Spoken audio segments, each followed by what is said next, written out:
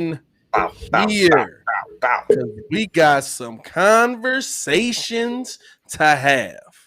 Can you make sure you hit the Um, thing for me so I can see how many we got in the chat? you said what? I know it's a button that you can hit, so as the chat updates, I can see how many we got.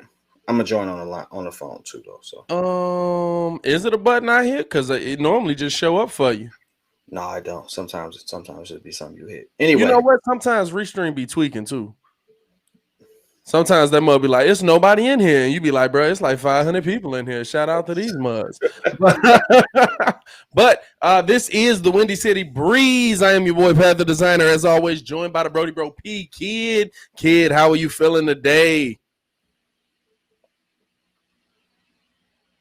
ask me a question like that. You know how I'm feeling. You know exactly how I'm feeling. You know exactly how I'm feeling. The one person I wanted gone didn't just not only is still here, but he might even get extended. Hey, What? hey. Shout out to the Bears for doubling down on our sorrows. Hey, look, I don't think there's a Bears fan in the world that is happy with the news that we got today. But we definitely going to get into it. While you guys are in here, make sure that you do like the video. Make sure you subscribe to the page because we do talk Chicago sports weekly, and we don't want you to miss a thing. So make sure that you hit that bell. That doesn't work as well when it's not in person. It doesn't, but you know what? We did it anyway. We're here. It's okay. We're gonna go. We got Matty Madden alive. What's good, my boy? What's good, my boy? Got John in the live. What's good? What's good? Let's dive pretty much straight into this, man. I ain't gonna leave Eric out of there. I'm gonna say Eric just because he's like super sad. Yeah, dog. We down bad with it. We real down. Oh, my bad. I can't see everybody. You know, I'm trying to update the you dig. You know I got you. Do your thing. Listen. Matt Nagy, if you don't get the hell on today, like I'm letting you know right now.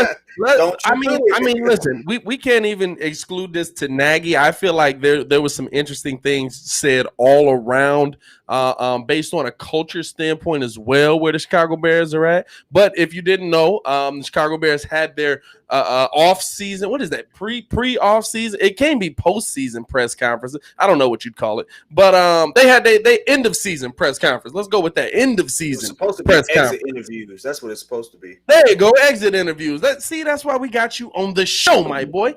Baki in the live was good. Baki was good. What's good? Is Crit in here? Hey, I don't see Crit yet. See Crit. Got a shout out, man. Crit. But no, the thing that I think we saw today is we saw the exit interviews. I'm sorry, let me finish the statement. And we heard from President of football operations and one of your owners. We heard from George McCaskey, heard from Ted Phillips. Surprised by some of the things we heard from both of them. And then later on, we heard from Ryan Pace and Matt Nagy. Kid, let's start it off. I mean, aside from the fact that Matt Nagy is coming back, what did you hear in that press conference that, I mean, if there was anything you liked, but also that you disliked? The one thing I really disliked was Ryan's tone didn't change at all when it came to A-Rob. He actually said the same thing now that he said previously, which was everything is on the table. Yeah. What does that mean, bro? What does that mean? I mean, here's the thing for all the truthers out there. He said the same thing about Mitch. That's true. I'm not sure what it means, but I don't think it has a good feeling attached to it. And so, but continue. Yeah. I'm actually really more concerned about. Shocked at Trubisky's willingness to come back. When I saw that and his willingness to come back to the organization, it made me wonder what changed in that regard. Because I am still of the belief that he really sounded like he was just doing the A-Rob kind of like we got to be politically correct because there's another team that might. I mean, to me, I look at just looking at how the organization is going. Here's all you need to know about the Bears right now, right? And if you're in the live right now, like the video, subscribe to the page. Matt Nagy's in here. Matt, what are you doing in here? Go do your job, bro. Here's the thing that you need to know about the Bears right now. Your president of football operations today, Ted Phillips, went on there and talked about how the Chicago Bears have a culture that all teams want. The Chicago Bears have a culture that all teams want to have because they don't give up. They're willing to fight. They're never willing to stay down. But he right before, I have to first off shout out the Bears media, shout out the Bears. They was not letting nobody off the hook today. They was like, no, that's not the question I asked you. I want to know the answer to the question I asked you. And hey, at one point George was like, oh my bad. I will say for the little bit I did see, I liked the journalism. I like the fact that they didn't let them off the hook. I really love that part. Ask the hard questions and not be afraid. Yeah. But the thing to me that you have to take from it is when I don't know, I think it was Hub Arkish. He asked George to not George. He asked Ted Phillips to clarify what he meant by you have a culture that other teams want, because a lot of people would say it's not a winning culture.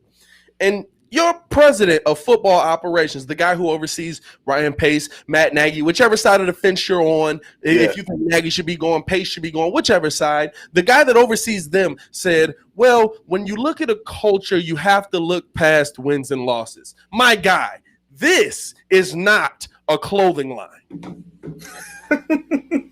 We are not here to see you sell T-shirts.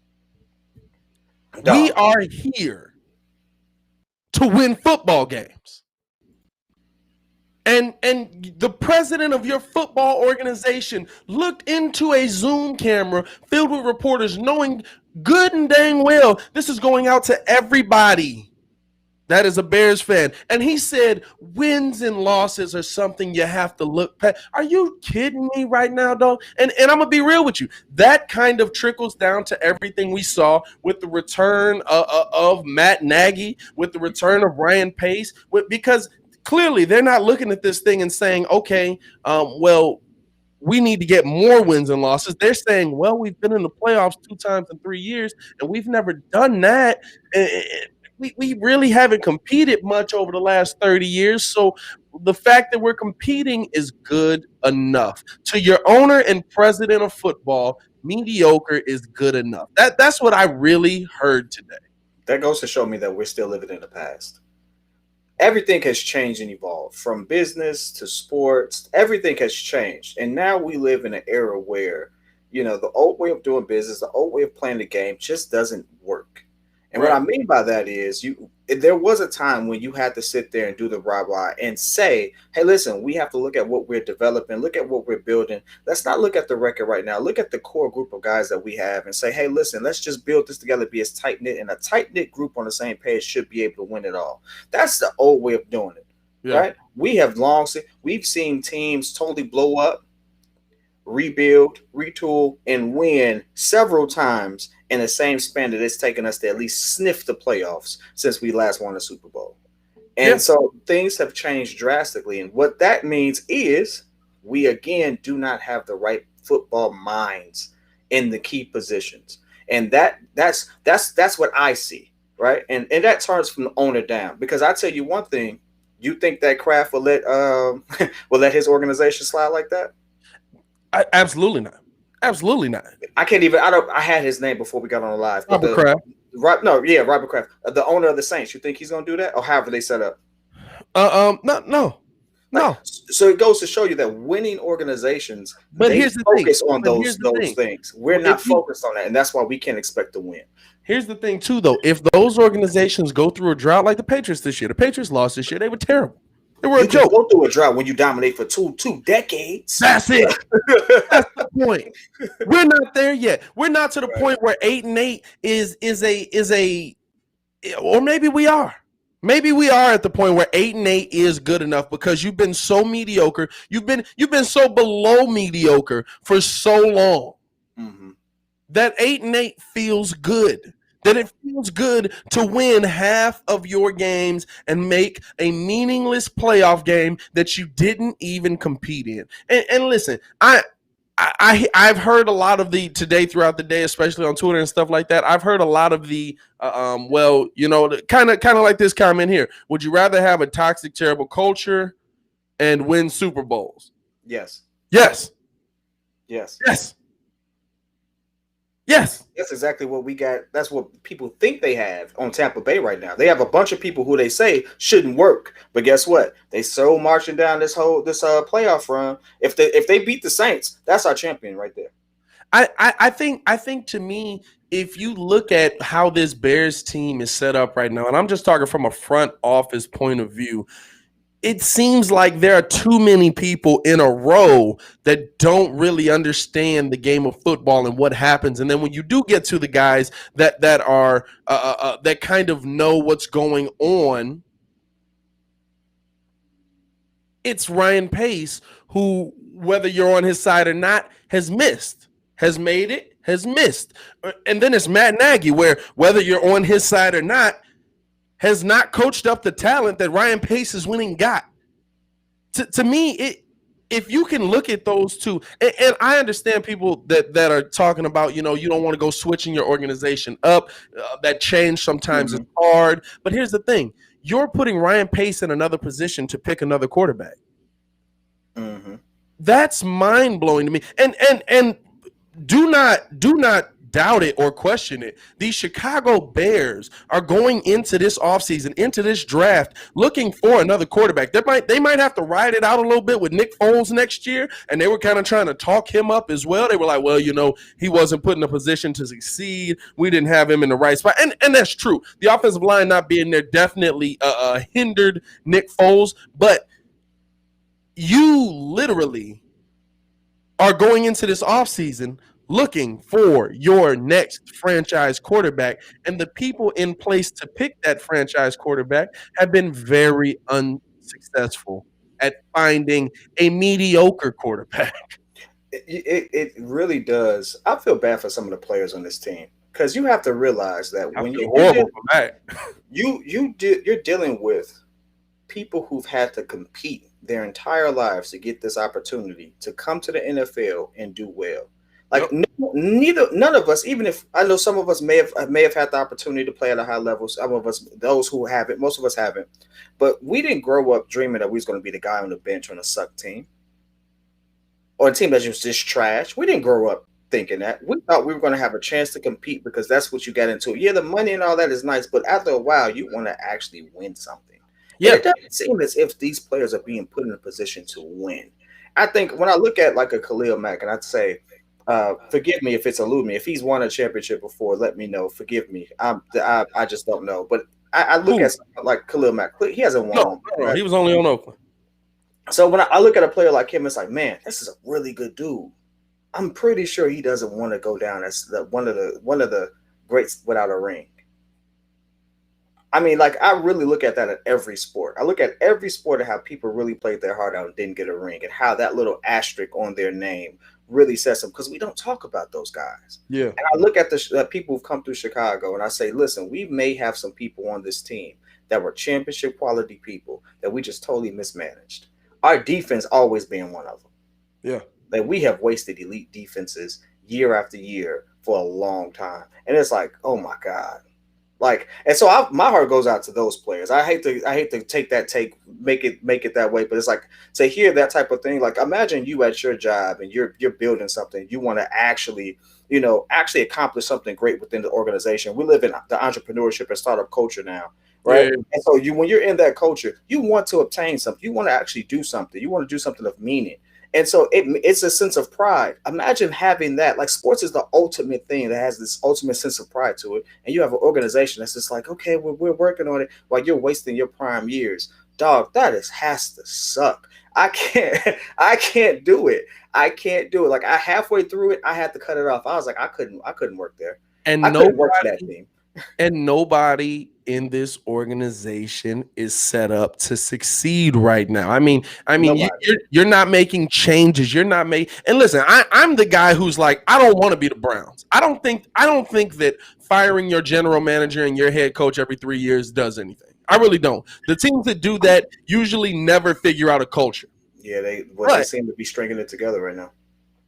Well, I'm just saying. But you got to think about the 60 years before that. It's literally just like, hey, give it a shot. Nah, we getting you out of here. I mean, Hey, give it a shot. let's be real.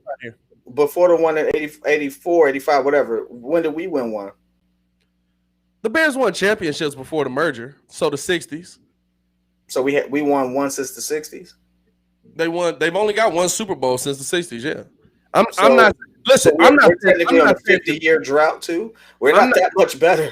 I'm not saying that the Bears culture is any better, but I'm just saying that the people you have in place right now. I'm saying more so. I understand you don't want to fire guys every 3 years because that could create a where people don't feel comfortable. People are making bad decisions because they feel like they have to save their jobs. They feel like they have to make a splash in the beginning, and so they make a big decision that turns out being a dumb decision for the organization.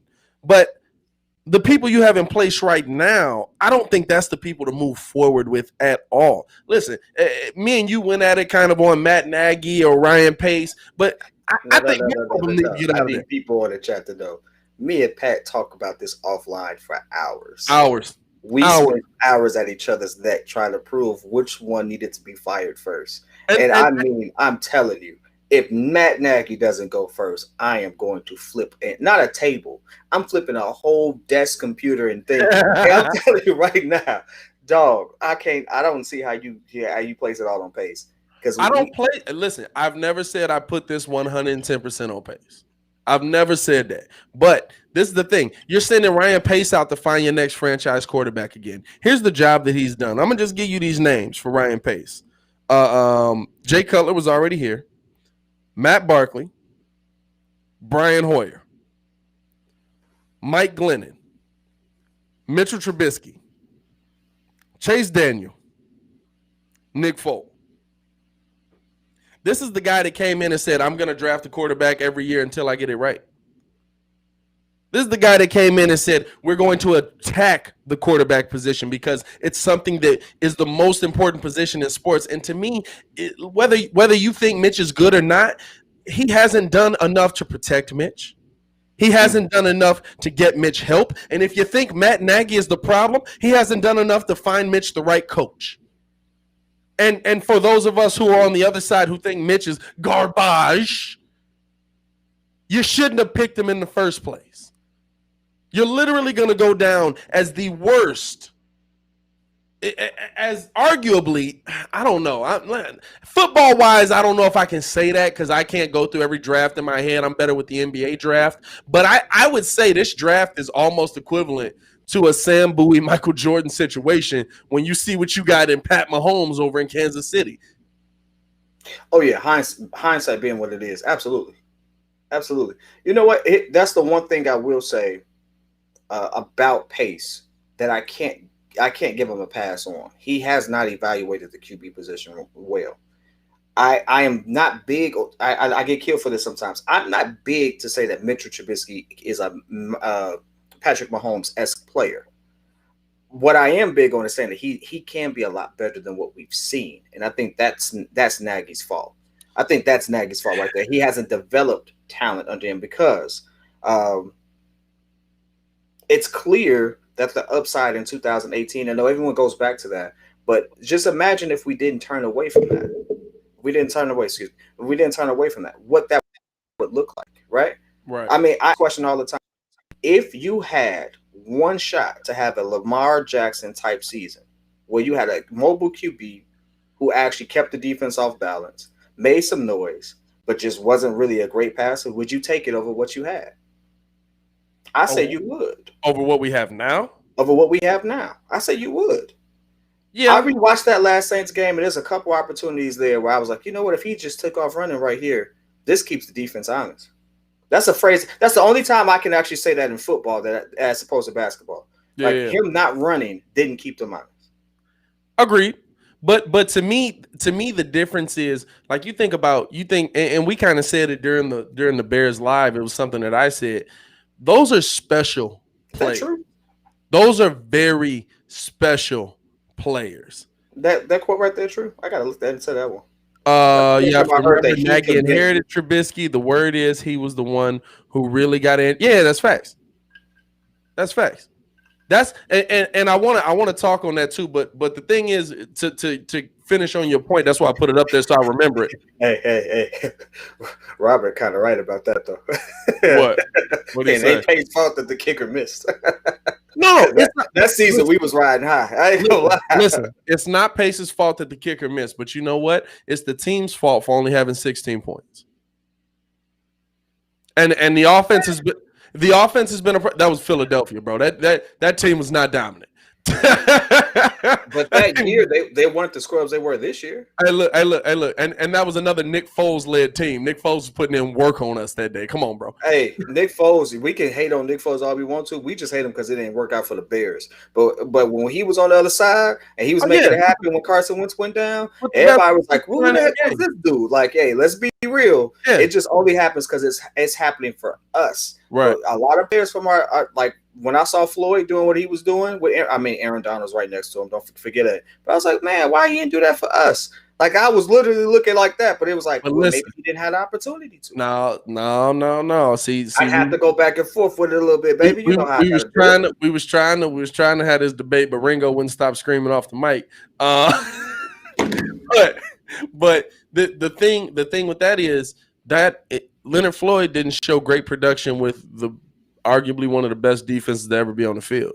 That's facts. Sometimes it's the player. Sometimes, and we've seen this in all sports. Sometimes the team that put everything into you and then they get rid of you, that wake you up a little bit. They'd be like, "Oh snap, this is a privilege. They not just gonna keep me around if I'm not hitting people." You know what I'm saying? So sometimes it's that. But to speak to your point about Mitch, not keeping the defense honest, could have been able to use his legs and having one season. Would we rather have one season that's a Lamar Jackson type of season? Those are special players. Whether you believe it or not, Lamar Jackson is just as special as Pat Mahomes is, just in a different way. Pat Mahomes is arguably one of the best passers we've seen in this NFL, and he's only been in the league 2 years.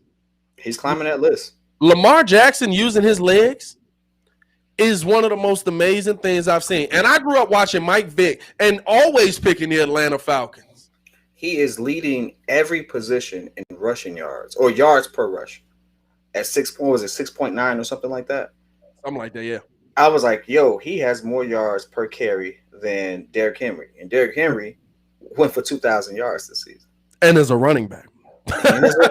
Right. He is a special player. Now, is he a great passer? Is he? But when you think about the guys before him who weren't great passers that used their legs, think about even one of the best, an MVP, Cam Newton. Yeah. He's better than Cam. He's more elusive than Cam. Lamar Jackson is freaky. Like when you watch him, it is freaky to see what he's able to do on a field. And so to me, you can't compare Mitch to the special ones like that. Would I love to see a season of that? Yeah, but Mitch don't run like that. And Mitch, oh no, he don't.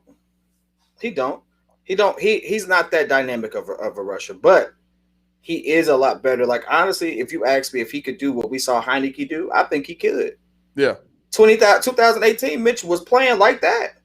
Now he wasn't throwing dots like that, but he was definitely on that trajectory. Like I don't know. Listen, it may have been an out of body experience for your boy because he had a game. Anybody, if you want to see what Mitch could have looked like for us, you watch that game, and you tell me if you wouldn't have taken that type of quarterback on our team and the difference it would have made. Because that's really what we had, and that's what we all thought we had when we saw Biscuits hit the floor or hit the field in 2018. What we thought we had is what Josh Allen is. That's what we thought we had. Oh, Josh Allen. That's what we thought we had. We thought we had a guy who needed to. We thought we had a guy who needed to develop his passing game. We thought we had a guy who, if he learns how to read a defense, he's going to be deadly. We've seen him throw 50-yard bombs that dot the Javon Wims. They got a chair flipped in this mug. We've seen that. But he is here. Nothing. You can blame everybody you want. At the end of the day, we saw in those last 3-4 games where he would throw a pick. The picks weren't, oh, that was a 50-50 ball you're receiving. They were just stupid. They were just stupid passes. They were just stupid passes of him not reading the defense. But I like the fact that he got better. And I'm sorry for cutting you off. I like the fact that he got better at reading defense. It was better. He still made his mistakes. But he got more consistent. It was better versus the worst defenses in the NFL. And but here's the thing. I can't say that's better because we've always seen Mitch have those games.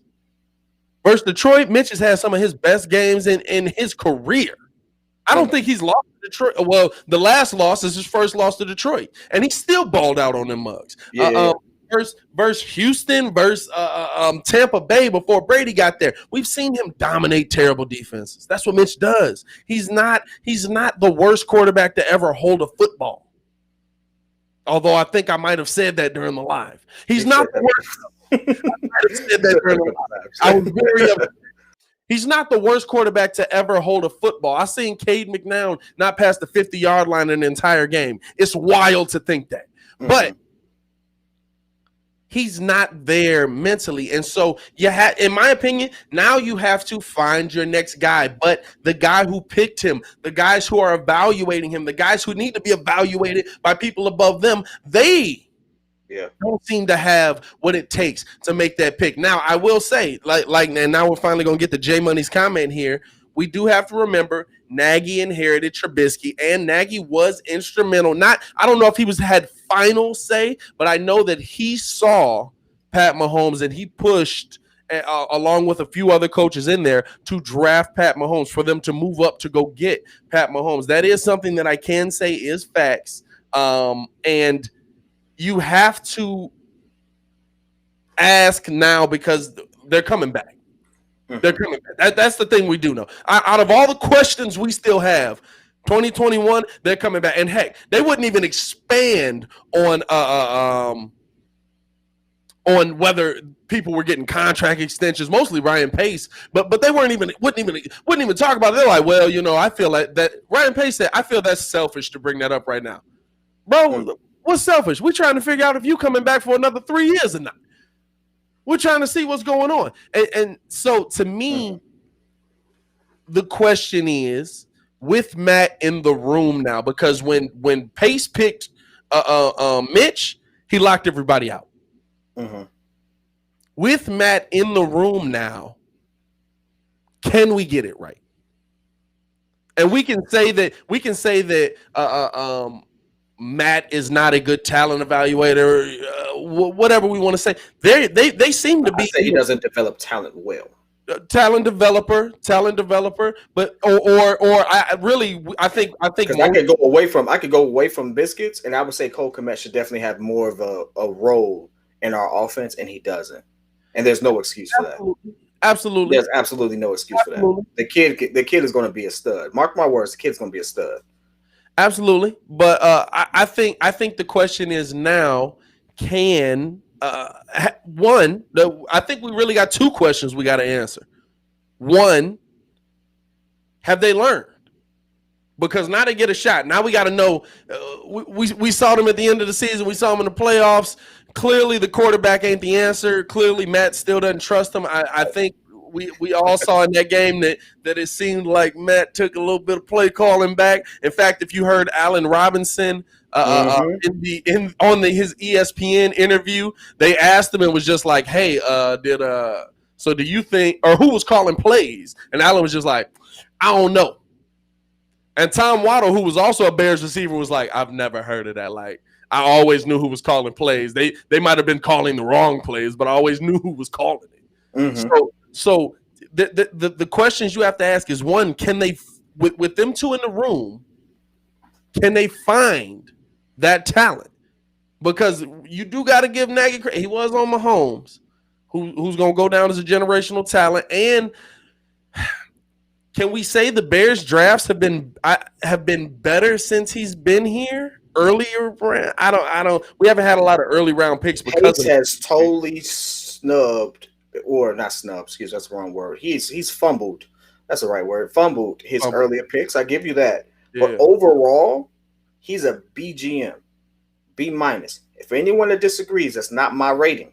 You can pull up several articles on them rating his picks, and if you average it out, he's a B.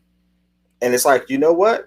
He ranks really high when it comes to GM in his drafting. He also ranks really high in his signings, despite the fact that some bad signings happened. You can't sit there and say, but he did that. But It happens in every organization, and you have to come to grips with that. It just sucks because it's your organization, but Yeah. it happens in every organization. And Well, so that's I the think. one position he fumbled. Hold on one second. I'm gonna let you get into it. Go The ahead. Go one ahead. quote from me from Pace that stands out was said, ownership has given us an opportunity. Yep. They've given us all the resources we can ask for. That's what stood out to me. And now that's on Matt and I to prove them right. So this is what, to me, it's like, did they open the checkbook and say, hey, listen, if that's a person we need, you go ahead and make it happen? Did they do that finally?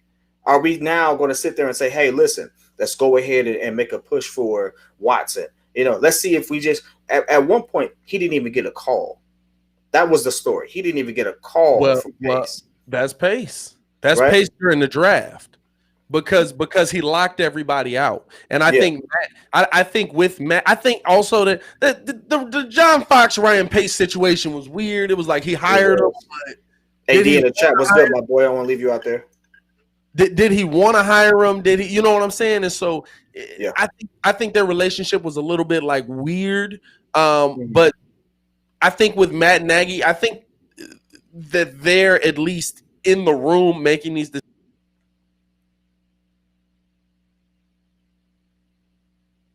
Did I lose you?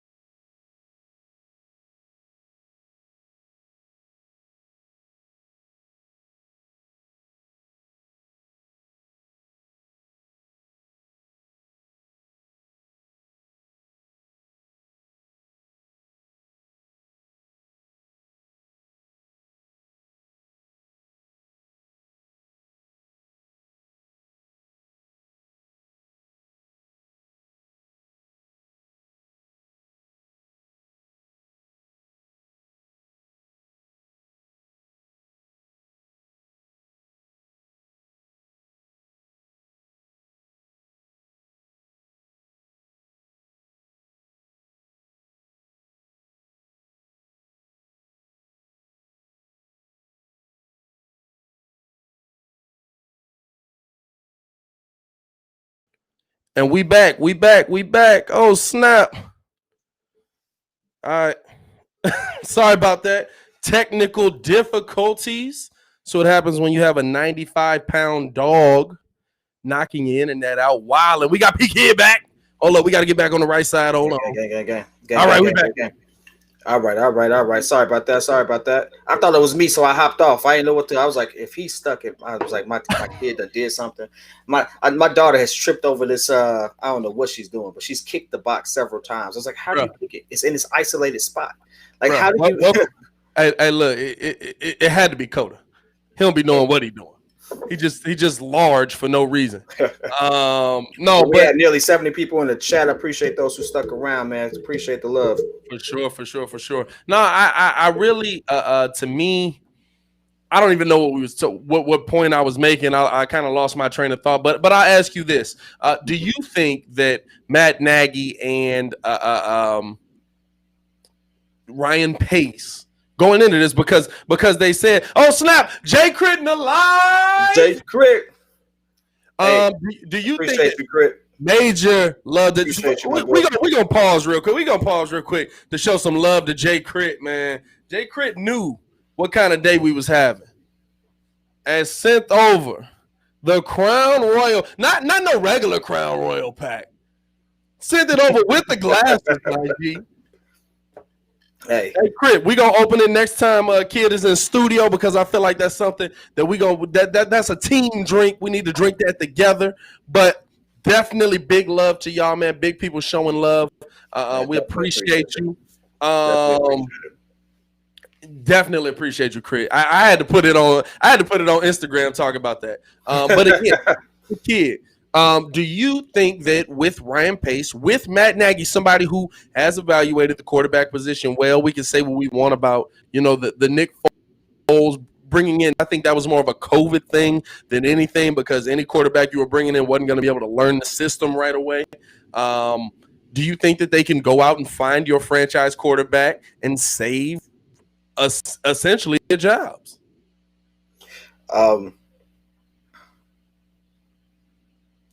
I don't know. I'm under. Now listen, I do it. You sounded so defeated.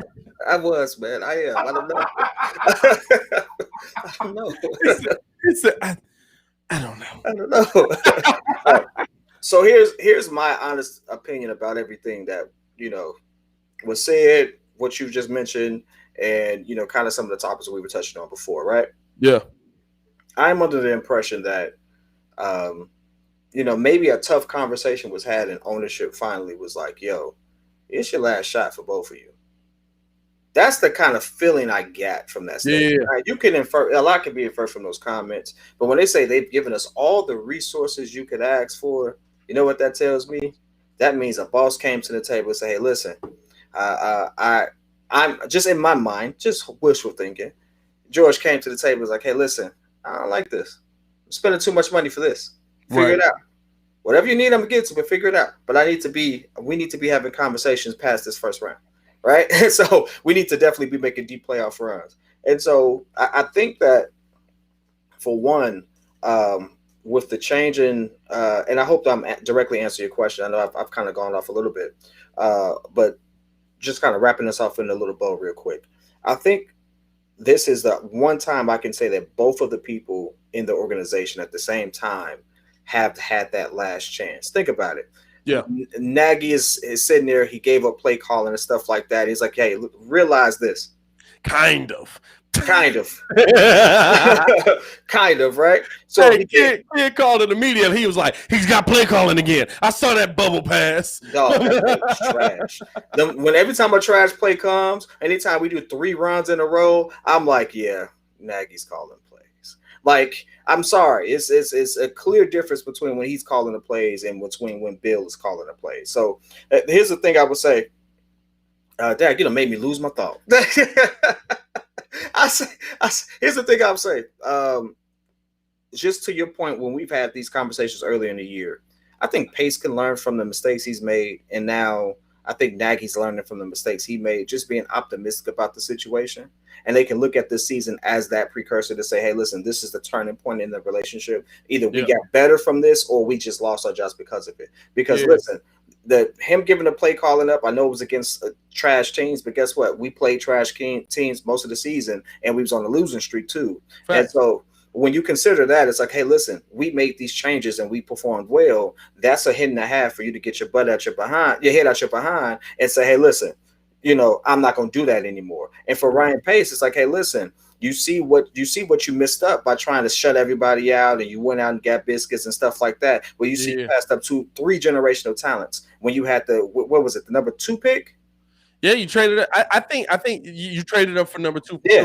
So you missed up on 2 generational talents by doing that. So guess what? You learned from that. This is your last chance. This is kind of what I'm hoping that conversation kind of look like. And since we have to deal with them, I'm hoping they take that learning experience into the next season and say, hey, listen, we've learned from those mistakes. We're not going to make those mistakes. Nagy's going to do a better job delegating. They have the opportunity to hire a new DC, which is the question I'm about to bounce to you. With the retirement of Pagano, who do you think he brings in? So I think there's an opportunity, being optimistic in that area, for us to evolve and really make some noise. But we are now down Chuck Pagano. You were a big advocate for getting him the heck out of there, moving him the hell on, as you said. So with that being the case, we have this spot open. We do still have somewhat of an elite defense. Who do you think we get in to kind of solidify this change and really like help build this culture that we're going to necessarily need to be better than 8-8 next season? I mean, you've got the pieces, and Ryan kind of he didn't allude to. He said that Khalil Mack was playing through an injury all season and it never healed right, and he was just playing through it because he knew he had to be on the field.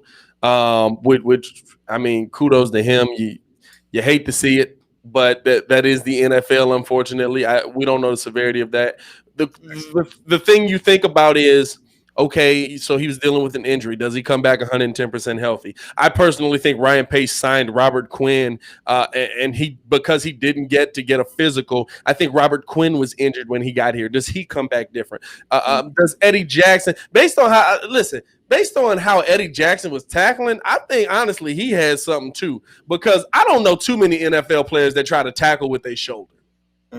But you wonder, can you get somebody in here who is going to teach them proper mechanics, going to shore up the tackling, and going to have them playing at a high level, a championship level yet again. And the name that I thought of, I actually said it in the Chuck retirement video, that a lot of people might be a little leery about, but you got to think about championship caliber defense.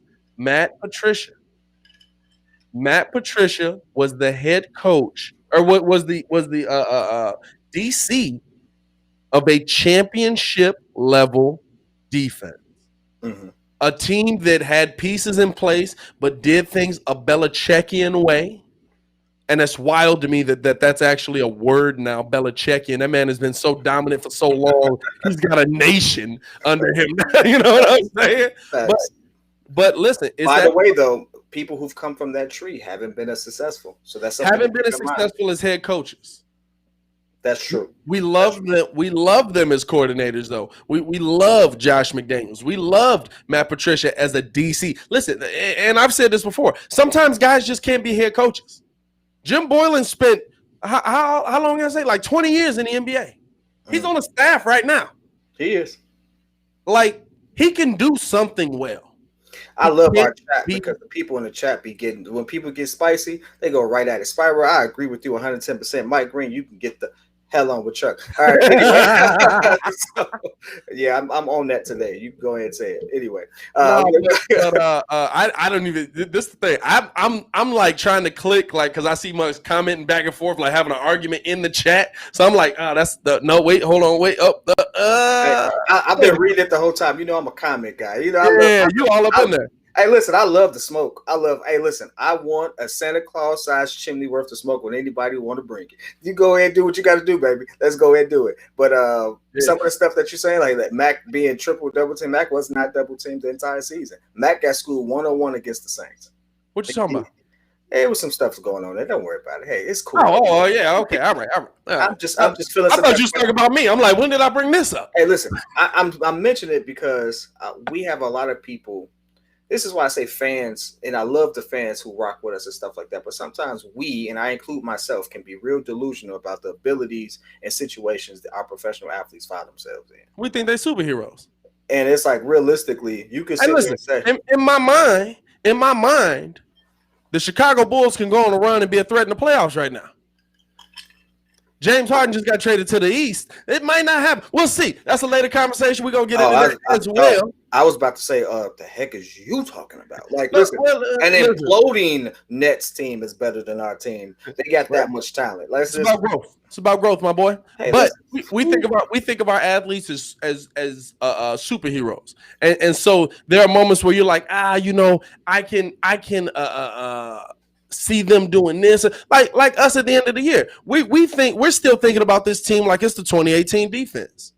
Every week after the bye, we're talking about, well, if they can recapture that magic that they had when they were doing this, and no, they can't. You know why? Because this is a different team. These are older players. Now, as far as bringing in a guy that can re-energize them, I would love to see somebody like a Matt Patricia.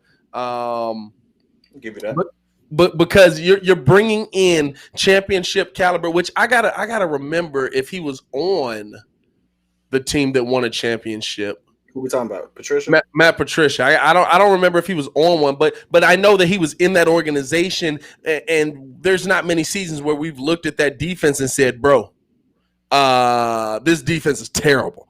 And so there's pieces there. He would know how to use those pieces. I'm cool with him coming back as a DC. I would never bring him in as a head coach. I think that people try to, you know what it is? People try to copy Belichick and they just not him. You got three of them. You got three of them things. He got three of them? Oh, well, bruh, how are you not on the phone with him right now? You got three of them things, though. You know what I'm saying? How are you not on the phone with him right now? And maybe I mean, Romeo Crennel's old as dirt, but I mean, he was a part of those big Houston defenses that were dominant with J.J. Watt. You can see him coming in, kind of working a player like that. I mean, there's a lot of guys who I could see coming in and being successful with this defense, because this defense is not bad. Hey, Roquan Smith should be an all-pro player this year. I can't believe he got snubbed. And he's somebody you look at as a cornerstone of your defense. Jalen Johnson looks like he's coming up. Eddie Jackson's still young, whether people think he had a bad season or not. Listen, I don't know if y'all remember this, but Eddie Jackson took like 4 of those things to the house and all of them was called back. We don't talk about that because they was called back, but he took like 4 of them things to the house and they was all called back. And so, you know, to me, I'm looking at that like, well, he had it. Like, the refs was being some hoes on that play. But which was a fact. You know what I'm saying? Like, you would watch the play and be like, bro, are you serious right now? But you have to look at the pieces that are on this team and say, why can't they return to what they are? Khalil Mack's not old, he's older. He's not old. He's not past his prime. He's not out of his game yet. Akeem Hicks still has game left in him. That Stephon Diggs hates that man. He had to smash his baby mama. He hates that man. The beef that they got is past football, and so to me, it's about, can you find somebody that can reinvigorate the pieces that you have, and most importantly, this pass rush. And that's what you need to be looking for. I think my only concern in this whole process is we know that when you have talent on one end of the ball, it kind of really dictates how successful your team is. That being our QB position. And so if Watson, because this is football, they don't have to do nothing. Right. They could just keep him and say, deal with it, right? But with more available coaches and staff members, would they try to change the culture around him? And will that take some of the great talent that we are hoping will potentially come to us? That's the one thing that I'm concerned about, because that's been in the back of my mind. I mean, if I'm Patricia, am I going to Chicago? Or am I going to go down there with the Michael Jordan of football, so to speak, and see what we can do? I know that the situation is totally different and all that stuff, but it's like, you know, we've seen some strange things happen in recent years, man. So I think the thing is, the Michael Jordan of football has a defense that is depleted, thanks to Bill O'Brien. And so you said what? He did them with no Vaseline. Bro, you know what I'm saying? Like, God dang, I'm glad y'all set it off. He really did. It's like I'm going anyway. So. But to me, I look at you know, the Bears in names are still appealing. You think so? And you lost 2 of the pieces that you were leaning on heavy in Jalen Johnson and Roquan Smith in the most important parts of your season. You know what I'm saying? You lost Jalen Johnson when all of a sudden you're going up against Devontae Adams. Now you got to throw Duke Shelley out there. Duke Shelley's a good number 3. He shouldn't be guarding Devontae Adams. I still got beef with you over that, Kyle Fuller. But to me, this defense still has the appeal, I think, to a DC who might look at it and be like, okay, I could get in there. I could rock with that. I could make that happen. You know what I'm saying? But it's about finding the right pieces. And at the end of the day, it's about finding your quarterback. As much as we can say about this team, as much as we can say they've underachieved, they haven't done it, Mitch has been bad, blah, blah, blah, whatever you want to say. Honestly, y'all let me know in the chat as well. How did these last 3 years go if Deshaun Watson is your quarterback?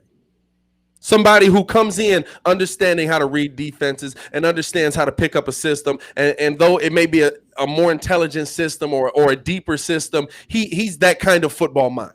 How different do these last 3 years look? I love the way he breaks down, like his post game when he's breaking down. Dog, it's a work of art. I'm like, that's somebody who studied his craft. I love it because, believe it or not, there's a lot of people who can't do that, or they can't. They know it, they can't articulate it. He can articulate it. And so I was like, man, he can really, he really worked that. It's a one clip, and they show it all the time. Everyone knows what I'm talking about, but it was impressive. And so I don't know what this looks like. If I put him with Mooney, A-Rob, Williams, with the original squad, who was the 2018 receiving core that was? I ain't going back that far. I'm going with 2020. Well, I'm saying the entire. I forgot who the people was. I'm saying the entire 3 years. You know what I'm saying? Mm-hmm. How different does it look? Do you lose against the Philadelphia Eagles if Deshaun Watson is in there? You don't know. No. But I think that the fact that you would have good quarterback play throughout the first 3 quarters as well might change how that game goes. Mm-hmm. Absolutely. You know what I'm saying? Just the thought of that, and so that I say that to say we can look. Listen, next season, if the Bears by some miracle of the imagination, and you got to think by sheer luck or just pure chance that eventually, after 60 years, 70 years, 80, I don't know when Sid Luckman played. After all that time, we're going to find a quarterback. You have to think that eventually we're going to find one that is special. And so I think that these conversations could be completely different halfway through next season, depending on one position. Absolutely. Absolutely. At least what we extract from it all. However, I will say this. Got to fix the O-line. O-line played better. We got to make sure that it stays. We got to stay consistent on that O-line because we can get some dynamic people in there. Not every QB is going to be as mobile. Let me ask you this, though. I don't know if you got it in front of you, any stats or anything to look up stats on. How many sacks did the Bears give up versus the Saints? Because that's a dominant pass rush. That's a good question. I didn't look. I ain't look. Because I gotta give. Listen, I called the O-line out halfway through. I protected him pretty well. I called him out by name. I was calling Muzz out by name and saying you're trash. Like I was hot versus the O-line, but one, they got stability, and two, they were able to kind of figure out where guys were able to play on the line. Unfortunately, you have to go through that tough stretch. Also, you had somebody back there that can move. And so in those last 5 games, I mean, I don't think they allowed a lot of sacks. There might have been more pressures. There was a sacks. Let's see, sacks yards lost 1-8, 1-3. Now I will say it was 1 sack for a loss of 8 versus 1 sack on us for a loss of 3 versus the Saints. So only 1 sack given up. Now I will say I think you got to get your run pressure better, but you got to improve there. But if I'm not mistaken, there were 2 rookies on that offensive line along with Cody Whitehair. You had no James Daniel, you had Charles Leno Jr., and you had Jermaine Ifedi, who both. You know what I'm saying? Jermaine Ifedi especially. I'm pretty sure he headlocked the guy halfway through one of those games. But I'm almost certain on it. But to me, I'm pretty sure there's a picture floating around. I gotta find it.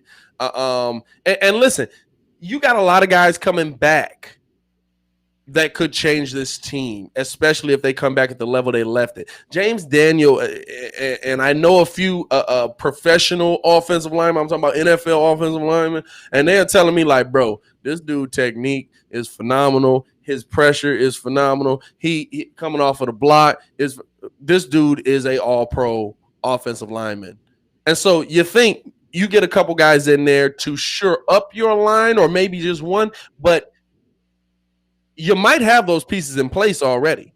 Mm-hmm. You might just need them to take a step. Yeah. And so you definitely need to address the offensive line, I think. I don't think the offensive line is, oh, my God. Like, if somebody falls to you and you're like, this dude is going to be the next Laramie Tunsil or whoever you want to say, like, take him. Mm-hmm. But I could see them picking one guy versus having to revamp the entire thing.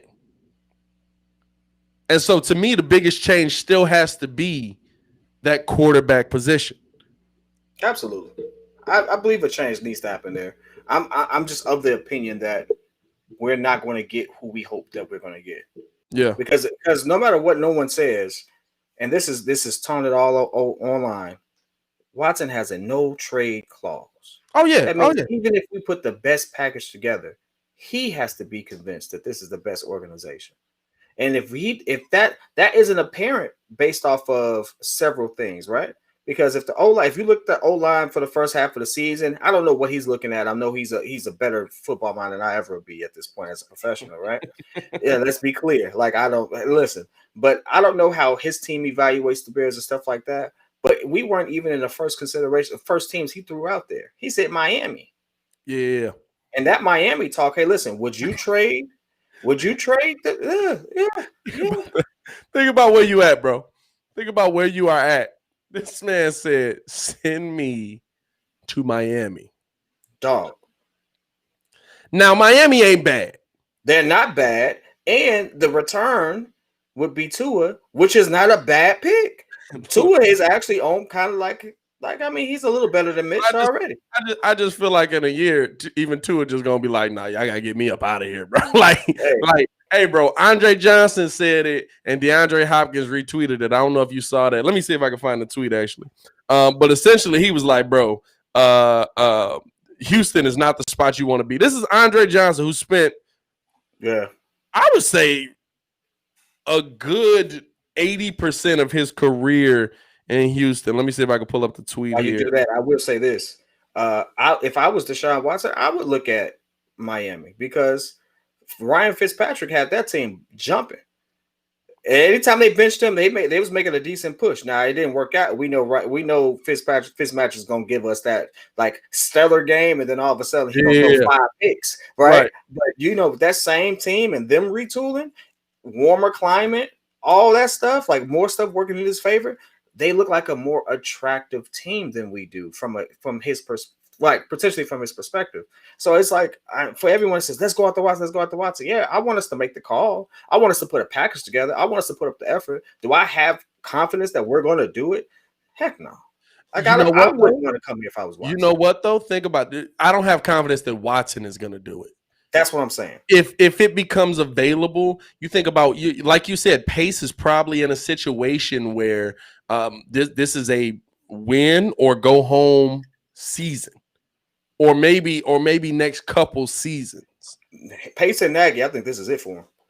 You don't get it right this season, they're gonna get you out of here. I kind of feel like.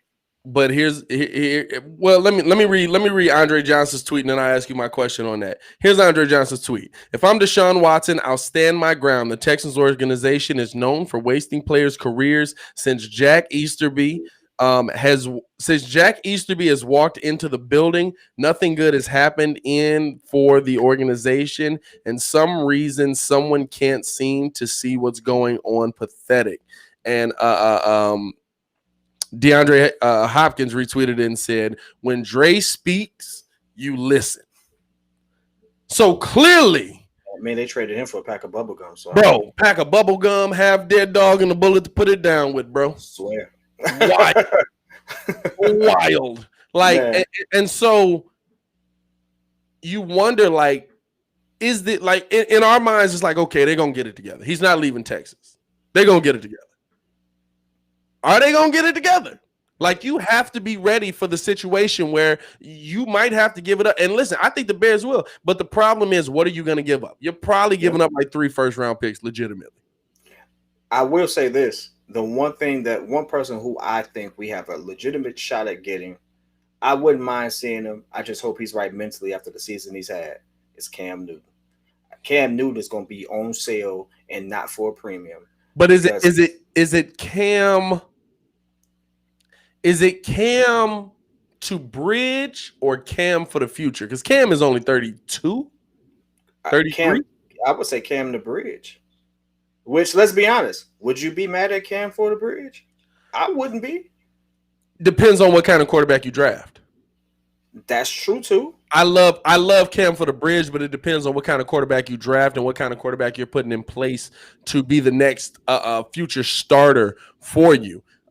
Because if he's a guy that plays more like Aaron Rodgers and not like Cam ain't gonna help him. Cam can help him like navigate your way through the NFL. But listen, let's be honest. Cam has never been a dominant passer.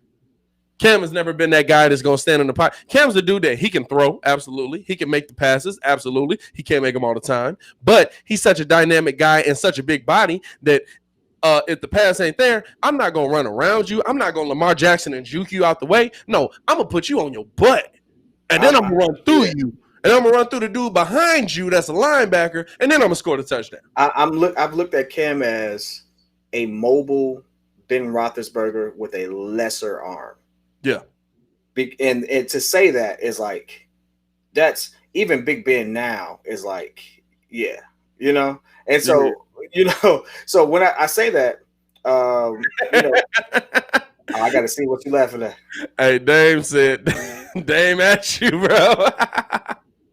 Hey, everybody at you. I'm not even going to stunt with you. Hey, listen, I'm good with it. I'm good with it. Check this out.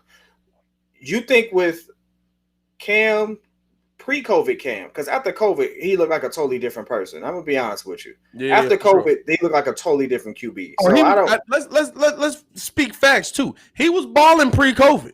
Pre-COVID, he was balling. He was balling pre-COVID. Trust me, I followed him. He was on my fantasy team.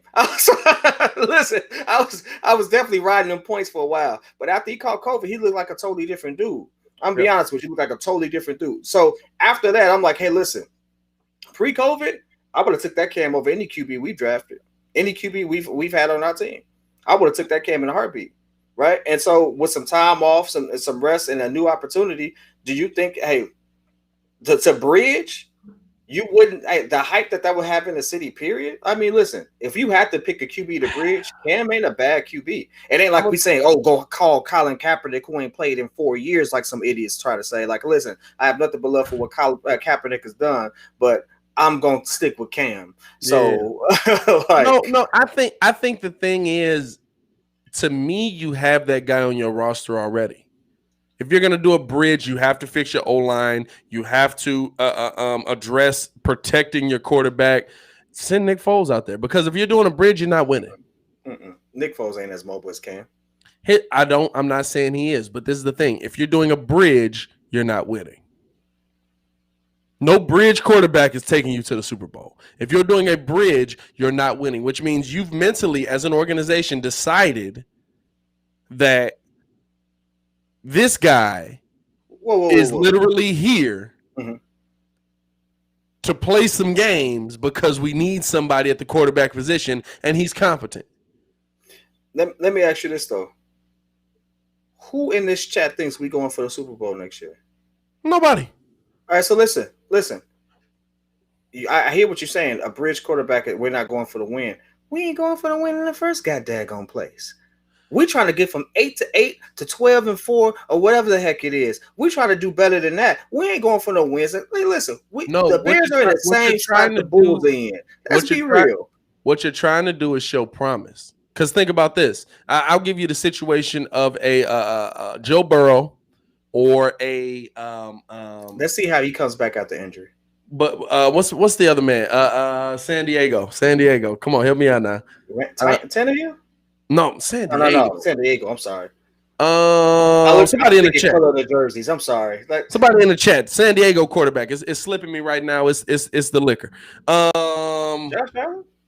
No. He's a rookie. I don't know why I'm lost now. Like, what are we talking about? Oh, you're talking about Herbert. Justin Herbert. Thank you. Okay. Appreciate y'all in the chat for that too. Dog. I was sitting there like, I'm about to name all the QBs. I'm about to go down the y'all list. in the chat. But here's the thing. This is the thing. When you think about those teams, they didn't win. They didn't even look good. Or let me not say that. They didn't win. Coaching kept them out of games, but your quarterback looked good. Your quarterback played well. And that's what the Chicago Bears are hoping for next year. The Chicago Bears are hoping to go into this draft, come out of it with a quarterback that you can put into the game, and he's going to be competent. Now, you're picking 20th. You're probably not going to find that guy unless you're looking to move up in the draft or you're looking to trade for a guy. But with this defense, with this win now style that's probably coming in, if you're trying to win with this defense you have right here, who you going to get? The names that are out there are terrible. Facts. Hey, I'm not going to lie to you. The names on your team might be better than the names that are out there. That's a fact. The best name I saw on the list of free agent quarterbacks is Tyrod Taylor. That's a hell no. Right. That's a no. You know what I'm saying? That's a no. And so to me, that's the biggest thing. That's the biggest thing. Like, what are you doing? Did we trade for who? Who we say? Oh, man. Oh, God, baby. Come on. Hey, listen. Carson Wentz? I'm not here for it. I'm not, but there's one reason why. The guy who won the Super Bowl while he was on the bench. No. There's one reason why I'm not here for it. Because of the money. Facts. Because of the money. Because to me, Carson Wentz in a better situation, in a situation where he feels comfortable, where he feels like he can play, I would be interested in seeing if he can bounce back. Quarterbacks have bad seasons. Yeah. I know we look at the quarterback position and say, this guy has to be great every play. That's why he's a franchise quarterback. I got to call BS. I got to call BS. What? Because if you really feel that way, I got a QB who's a legendary QB who deserves a call. Who? You know who I'm talking about. He actually just beat us. I'm just letting you know. Go ahead. Y'all know who I'm talking about. You know who my man is. You're talking about Jameis? Jameis Winston, baby. I think I'm not gonna lie to you. I think Jameis getting a starting job in New Orleans. Heck no. Hey, listen. Hey, I want Jameis Winston in the Bears jersey, baby. That's what I'm going for. If QB's gonna have a bad season and bounce back, I'd rather take 30 for 30 Jameis Winston than Carson Wentz crying on the bench because some rookie took his job or whoever the heck it was. Hey, look. This is the thing. Hey, listen. But here's the thing. Also, you don't know if they trying to go back to Carson Wentz, trade for Jalen Hurts. Oh no, Carson Wentz is what, 20? How old is Carson? 24? 25? He young. Hurts is younger. Trade for Jalen Hurts. Hurts is younger. The one over that locker room. I think. Hey, listen. I think that's his locker room now, dog. This is the thing. It's your locker room. It's your locker room until somebody winning. Whoever's winning is their locker room. Guess what? It was Nick Foles' locker room for a week when he came back from Atlanta. Hey, listen. I'll say this. There's only 3 QBs I think. 28. Carson Wentz 28. Good. Hey, shout out to y'all in the chat. Thanks, Carlos. Hey, listen. It's only 3 people I think we should go after that has some talent left, because that's available that I think are realistic picks for us. That's right. Cam Newton, Jameis Winston, and I'm going to put Winston on that list. But I think Winston is first.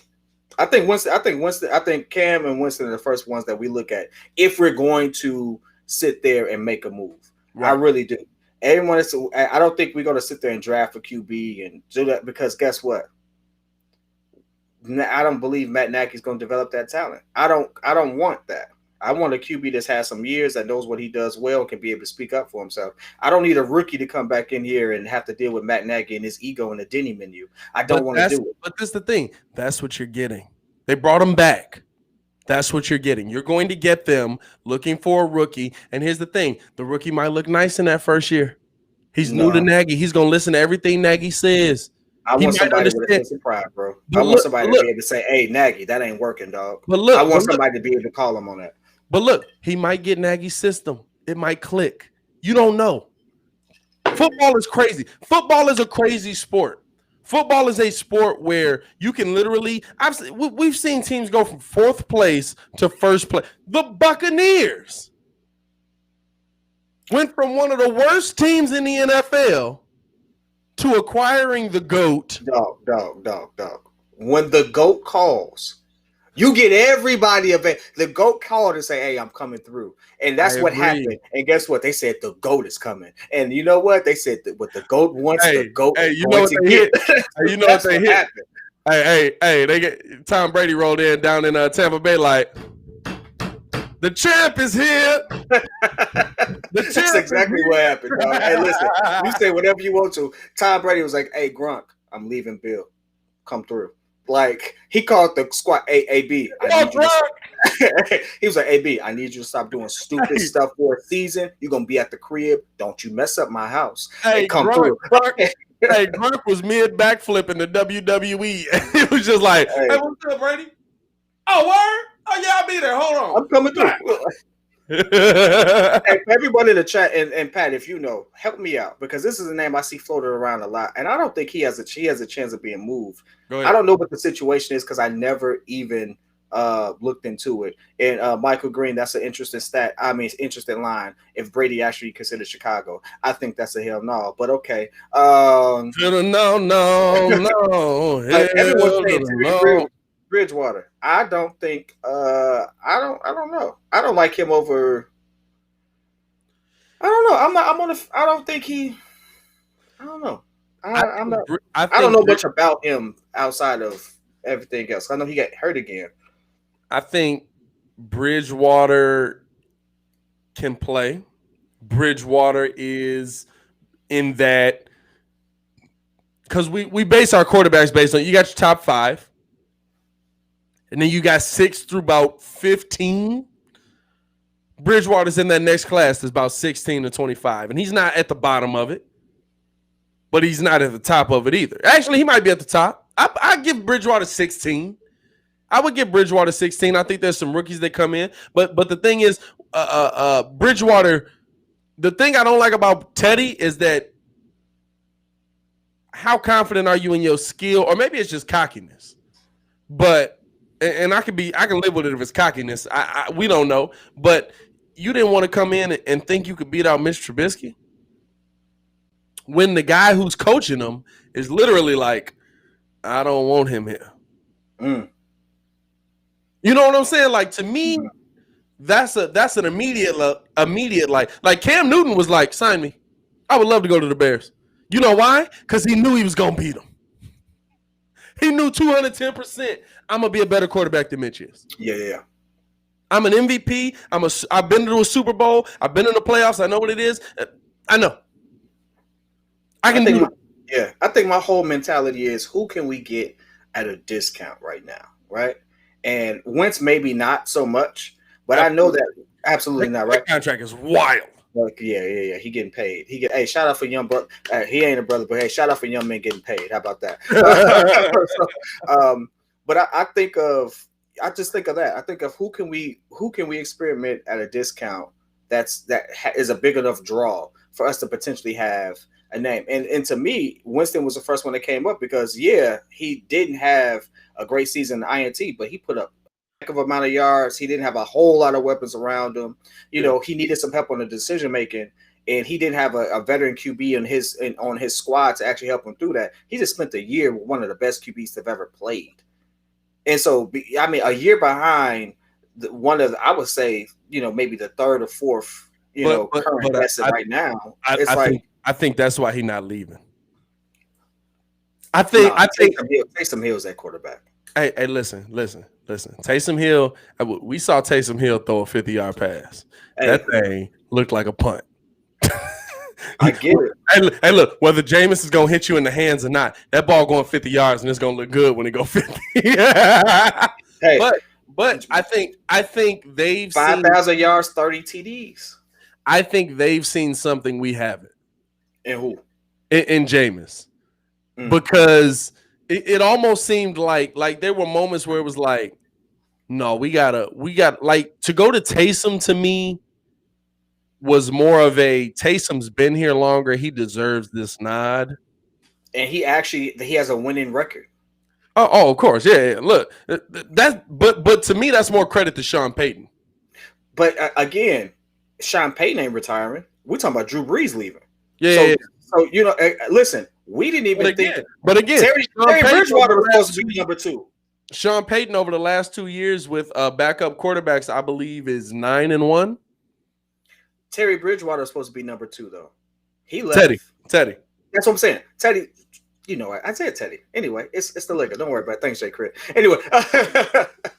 Shout out, Jay Crit. So at this point, all I'm saying is Winston didn't get many snaps. When he did, it was because the game was so out of hand. It was like, all right, Jameis, go ahead and see what you can do. Like, I'm not saying they just discarded him, but he wasn't a focal point at all. They really put time and consideration to what they can do with Taysom. So at this point, if you're not going to utilize him, let's see what he can do somewhere else. And I would actually take that. I would take him and his 30 INTs over Mitchell Trubisky right now. I would. But I'm not gonna lie to you. I know why they did it. I know why they did it because of the system. Because Nick knew the system. Because you want to get him in there. You want to get somebody in there that can come in and play right away. But Jameis made $1 million this year. $1 million, and to us that's crazy, right? Me and you, we looking for that meal. We ready for that first meal to be in our bank account. If I was a professional athlete, that's a discount, dog. I don't know. A discount, bro. He was a first-round draft pick. He made more than $1 million his first 3 years. I guarantee it. Hey, listen, and he was a top 5 pick. Like, he went for the experience, bro. He went because 1, nobody else is paying him. 2, because COVID, it wasn't. You couldn't get him in there to work him out. And 3, because you got to sit behind the best quarterback. Hey, he's the second best quarterback in this current league. As far as like the senior quarterbacks, if you had to rank Drew Brees, he's top 5. He's top 5. He's top 5. Hey, bro. Aaron Rodgers, 36, bro. He's a senior. Come on, dog. Drew ain't got Rodgers. They both got the 1 ring. Drew ain't got Rodgers. And look, I hate that mug. But I love him on the Pat McAfee show. They must be dropping knowledge. I hate him in real. I love Rodgers. I love everything about what he does as a professional just as a fan of the sport. Yeah. I love what he brings to the table. But guess what? I would honestly say how you talked about Deshaun Watson breaking down a play, fam. This man know the 3rd string players on your team. Yeah, we had Carson Houston coming up from the other side, and he was Carson Houston. Like, I want to see everybody trash and Breeze. I want to see what it looked like after this weekend. You can't trash Breeze. You can't trash Breeze. Leave that man alone. Several lists. I don't care what you personally feel about it. He's top 3 in lists that Rodgers is not even on. Go do your research. I'm not gonna do it for you. Go do your research. Then come back. Don't be a casual fan. Don't be dumb. Don't diss legends. Don't diss legends for no reason. Hey, he might be captain check down, but guess what? Drew Brees is that dude. He didn't check down his way all the way to the Hall of Fame. And guess what? Tom Brady checked down his way to the Hall of Fame and cheated his way to the Hall of Fame. If you want to be technical, because I ain't trying to hear that. Do your research, dog. I'm like, hey, Devontae with you. He say Drew got Rodgers. I don't know, bro. I don't know. The one thing that Aaron Rodgers has over him is his completion to INT ratio. Listen, the other thing the other thing he has over him is the fact that they actually drafted weapons for Drew. The Packers be like, hey, we got a used car and no motor. You think you can make that work? Hey, we got a bus with no seats. You think you can make that work? Hey, facts, right? hey, we got a plane with no wings. Hey, you think you can make that work? Yeah, you gonna fly it, bro?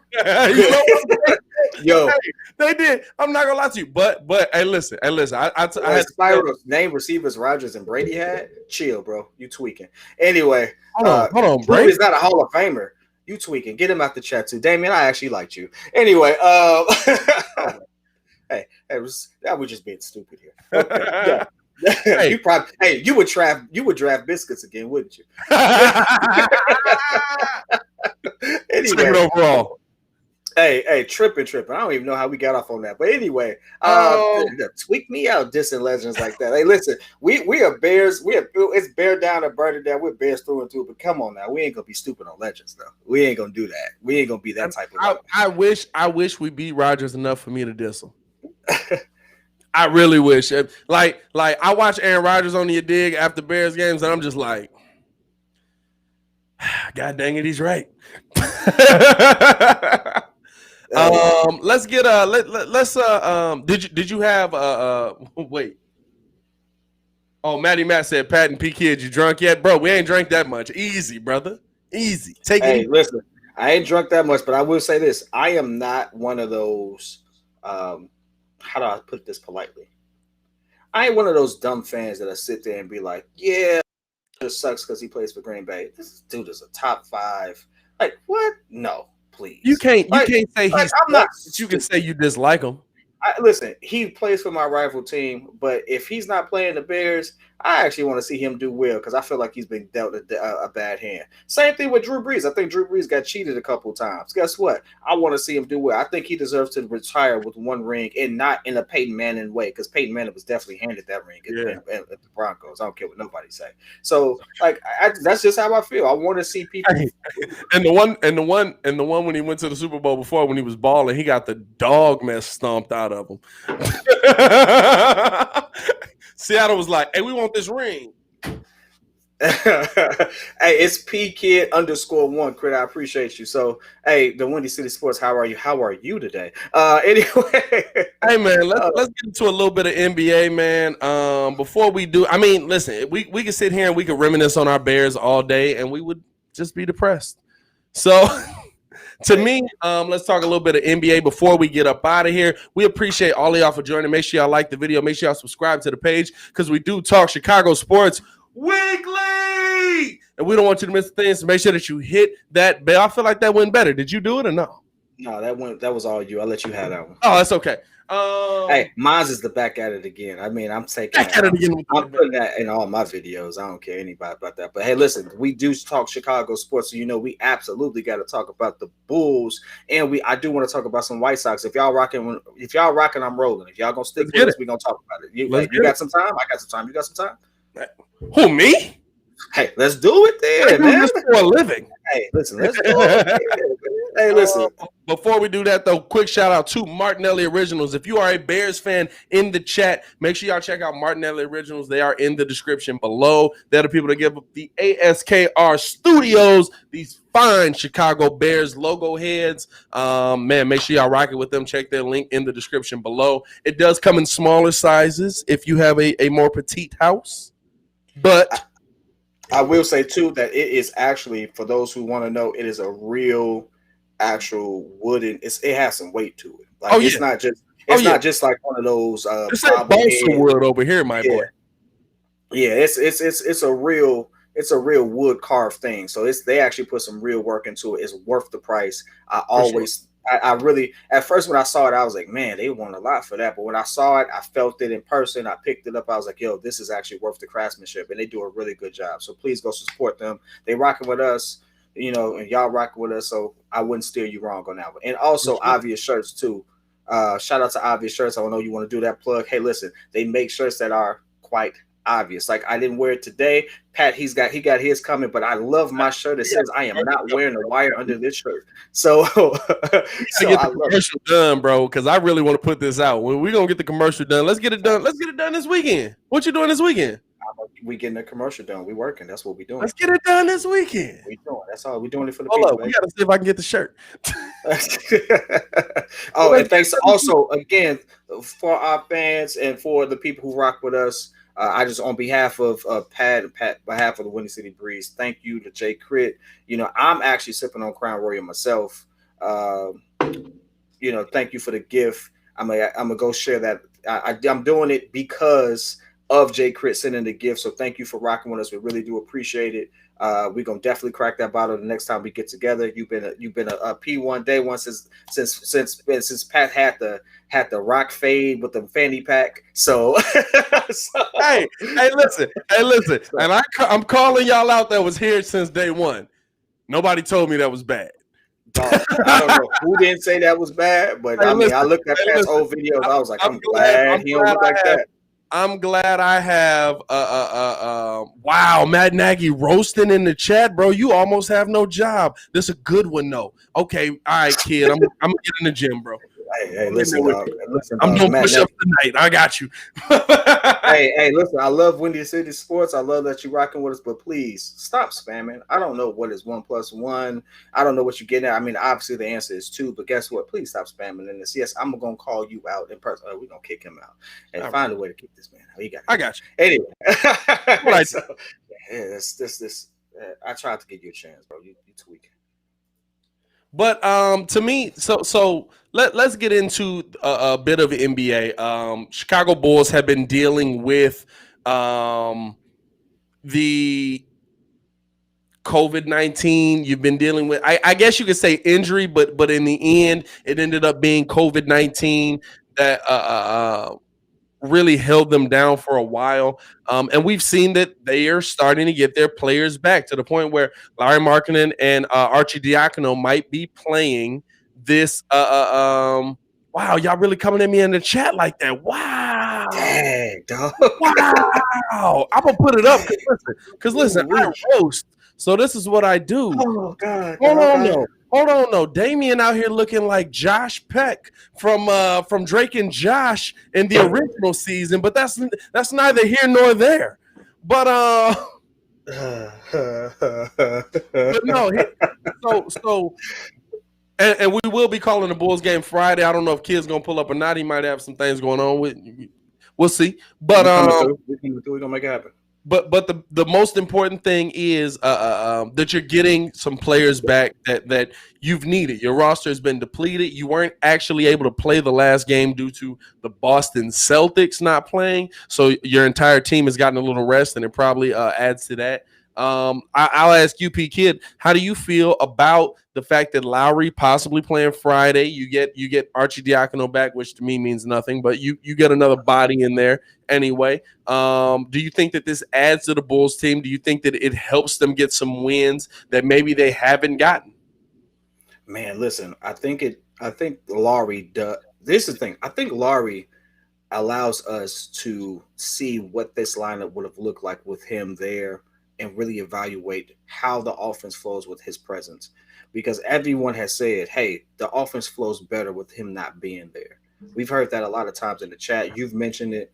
I've seen it. I have to admit it looked like that was a good call. And so it's like, man, if you put Lowry in there, who is he replacing when they already got a chemistry going, right? And so I would love to see that kind of developing for us to really evaluate that talent. Yeah. Basing it off the last game, we had really two really close games. Had the Lakers and the Clippers back to back, and both games lost within 2 to 3 points, right? So we lost to the Clippers by 3. And in that game, we got 18 out of Temple. We're talking about the Clippers now. 18 out of Temple, 17 out of Williams, 12 out of Carter. Kobe White didn't show up on the point side, but he gave us 13 and 8 on the rebounds and assists, double digits for the assists. Zach gave us a big 45. Young with 14, Denzel Valentine giving us 10. We got some people who really normally wouldn't show out, kind of doing their thing. The only person I don't see on this list is Porter. It was a few days ago, so forgive me. I don't remember what he did, but what I'm mentioning is that for the most part, Pat Williams himself being a rookie, having 17, going against Kawhi, holding some solid defense. Him getting praise from LeBron, him also getting some praise from Kawhi. It's a big thing there. And so it's a couple things I'm seeing. We're getting a very balanced attack for the most part on the offensive end. We have multiple people scoring the double digits. 1, 2, 3, 4, 5, 6, 7. On average, we're doing 6 to 7 people scoring double digits.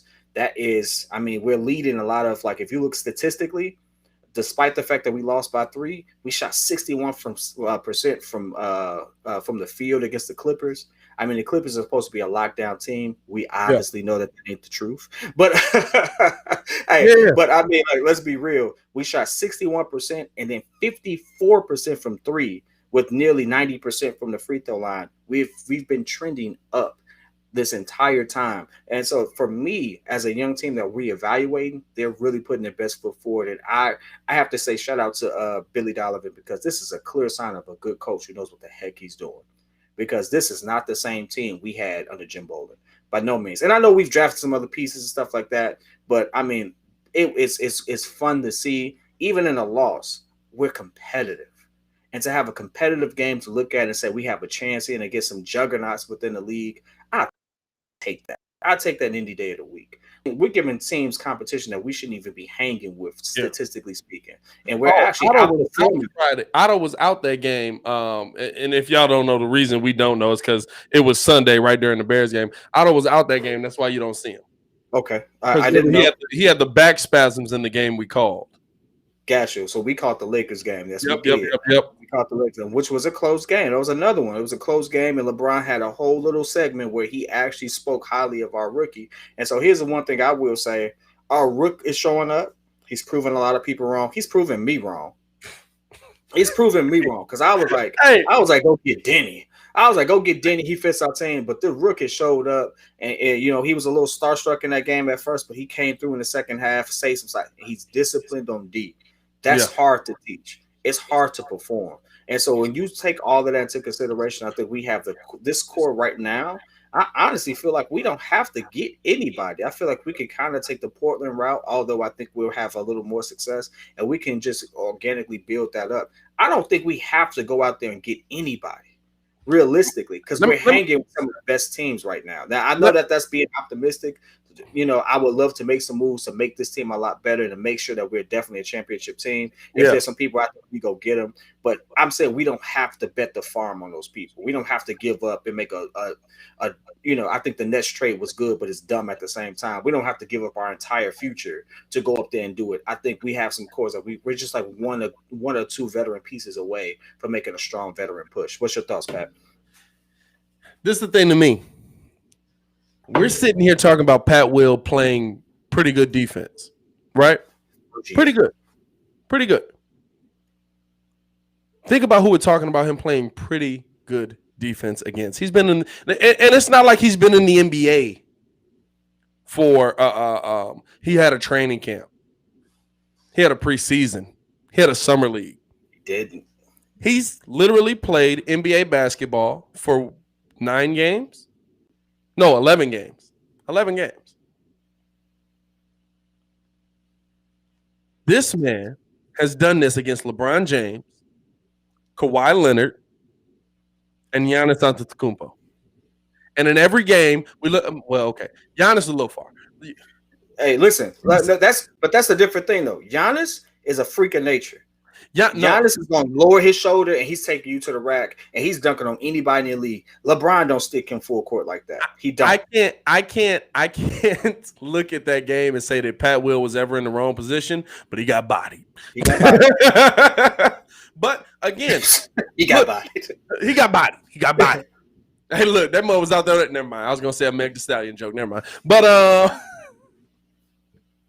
that's a pause-worthy statement right there. I don't know where we going. I didn't say it. I mean, it's a room full of dudes. I mean, come on, Dad. Nobody. Where's Sean? Sean ain't in here. Sean, all right, my bad. All right, but no. The thing to me is this team has competed.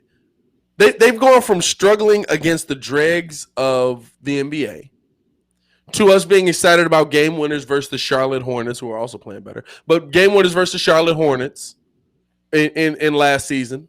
Mm-hmm. To us being excited about seeing Lowry go off for 35 and then not doing nothing, to competing with not only the teams that are playoff teams in the Eastern and Western Conference, but to the NBA champions, to Kawhi Leonard and Paul George, and to everybody who was like, well, they wouldn't have done that if AD was in there. How do you know? That's a fact. We don't know. This team is not the same Bulls team that we've seen in past, and they're growing. And you have to think, essentially, you have to look at this team like this is their first year coming together. Real talk. Yeah. Because if you, bro, I went back and looked at games last year during timeouts. Just to see, because I kept seeing the still images. I wanted to see how Bulls were doing timeouts last season. Kobe White's here. Zach LaVine's here. Wendell's here. Jim Boylan's here. He drawing up a play. When Billy Donovan talks, that team listens. And that is what the Chicago Bulls are missing. Somebody who, when they opened their mouth, everybody else in the room shut up. When Jim Boylan opened his mouth, Zach LaVine was like, why? You think Zach LaVine saying why to Billy Donovan? Billy Donovan might backhand him. Hey, listen. Anytime a coach can come in and say, listen, I've coached KD. That's all he got to say. I've coached KD. He don't have to listen. It's not that. It's not that. It's I've coached KD. Well, exactly. That's what it is. Because there's a lot of people that can say they coached him. You know what I'm saying? There's a few coaches out there. I coached him well. Yeah. I coached Russell Westbrook, probably the best he's ever been coached. Facts.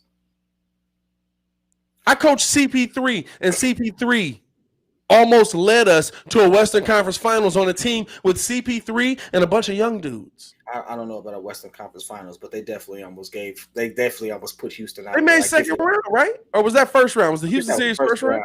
Hey, I think it was first round. I thought that was a second round matchup. Okay, my bad. Hey, listen, I'm gonna go check. But hey, listen, it was against a juggernaut offense that they thought was was gonna stomp them, and they won 7 games. It came down to the last play. And you coached it competitively. Yeah. You coached that now, and the only thing, let's be honest, the only thing that lost you the series is a rookie having a rookie mistake in the worst moment of his life. Facts. Because if Shai Gilgeous-Alexander looks down and sees Steven Adams down there, you win. You throw that down there. That's a win. You win. And James Harden cries that season, not this season. You know what I'm saying? And so you coached him. You have a team. You have a different team. This is a different Bulls team. And so to me, with players coming back. Now, Arch, I don't think Arch is much. Muzz want to listen. Arch can't hold the water that Kirk Heinrich thought about drinking. I'm sorry. Like, to people that want to compare him to Kirk Heinrich, y'all are tweaking. Yeah, y'all are tweaking. Kirk Heinrich was not great, but Kirk Heinrich is your Chicago Bulls assist leader. Sato, Sato's still out. I think Sato's still dealing with COVID symptoms. He's the only player that I've seen in the lineup where the offense looks good at the PG position. Yeah. You know, Kobe White doesn't look good at the PG position. You slide him to that 2 though, it's all bets is off. You slide him to that 2, we rocking and rolling. So I love it. And talking about those guys coming back, talking about Kobe as a point guard, is there because we've seen his assist numbers continue to go up. Absolutely. But it's all been based off of the fact that he's been so dominant from the scoring end. Drive and kick. That's all it is. It's drive all kick. drive and kick. Drive and kick. 100%. But I would say most of the league now. So I give him that. I would say Trae Young gets you those same things. Is that what the Chicago Bulls are heading towards? No. I think. Or do you want that? Do you want that traditional point guard that's in there to set your offense up, set things up? Do you think that fits Billy more? I honestly think that it fits Billy more. I think it's necessary for this team. I think Zach being at the 3 does well. I think Kobe at the 2 does well. We keep padded that we have Wendell Carter Jr. play, or if he's going to play the way he's been playing, or we start Gafford, who is actually a little taller and more of a defensive-minded coach. But the Wendell has shown a better thing. And then we have that. Lowry. I put Lowry on the second unit simply because he hasn't been there, and I mean, honestly, let's call it spade a spade. I put him on the second unit because he hasn't been there. He ain't been there, and we are already on the road, right? We haven't. You can't say we're not on a winning streak, but we've played the most competitive and complete basketball that we've played Facts. In a very long time. So you don't go away from that, right? Now, do I believe that we're one piece away? Like I said, we're one veteran piece away. He doesn't have to be a superstar, but he does have to be an all-star caliber player. I think a Mike Conley or something like that fits this team well. Someone who can shoot at a high level, create offense for himself a little bit if he needs to, but it's pass first, because we have two people who, if you allow them to shoot, you allow them to just play their game, Yeah, we're putting up decent numbers.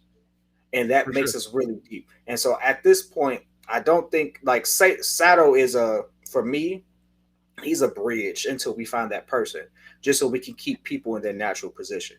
Kobe at the point, bringing down the ball, trying to initiate the offense, he does poorly there. We get forced turnover. We get turnover. He's forcing that action.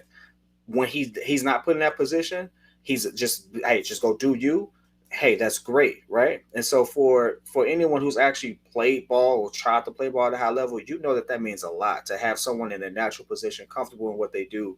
Right. And when we see that in there, you don't turn away from it. And we've seen it several times. Kobe's not comfortable running the point, but Right. he's real good running that two. He's real good running that two. Zach can play that three, right? And so that's all I'm saying. Like, we are not going to win every matchup right now. We're evaluating all of this talent, but I love the core we put out there. I love the tenacity. I love how Billy has them playing, and so I honestly just feel like that's the one thing. We're just one veteran piece away, and it doesn't have to be a dynamic guard. It's just someone who can coach up our young players. I would love to see Conley or Rondo there, because I think they're the easiest people for us to grab. Right? If I could grab a bigger name, I would. I don't think that we can. Realistically, I don't think we're big enough draw for that, because we've had Mike, opportunities. But I think but we can grab them. Mike Conley's a name I would like. What are you giving up? For this team, I would love a Mike Conley. What are you giving up?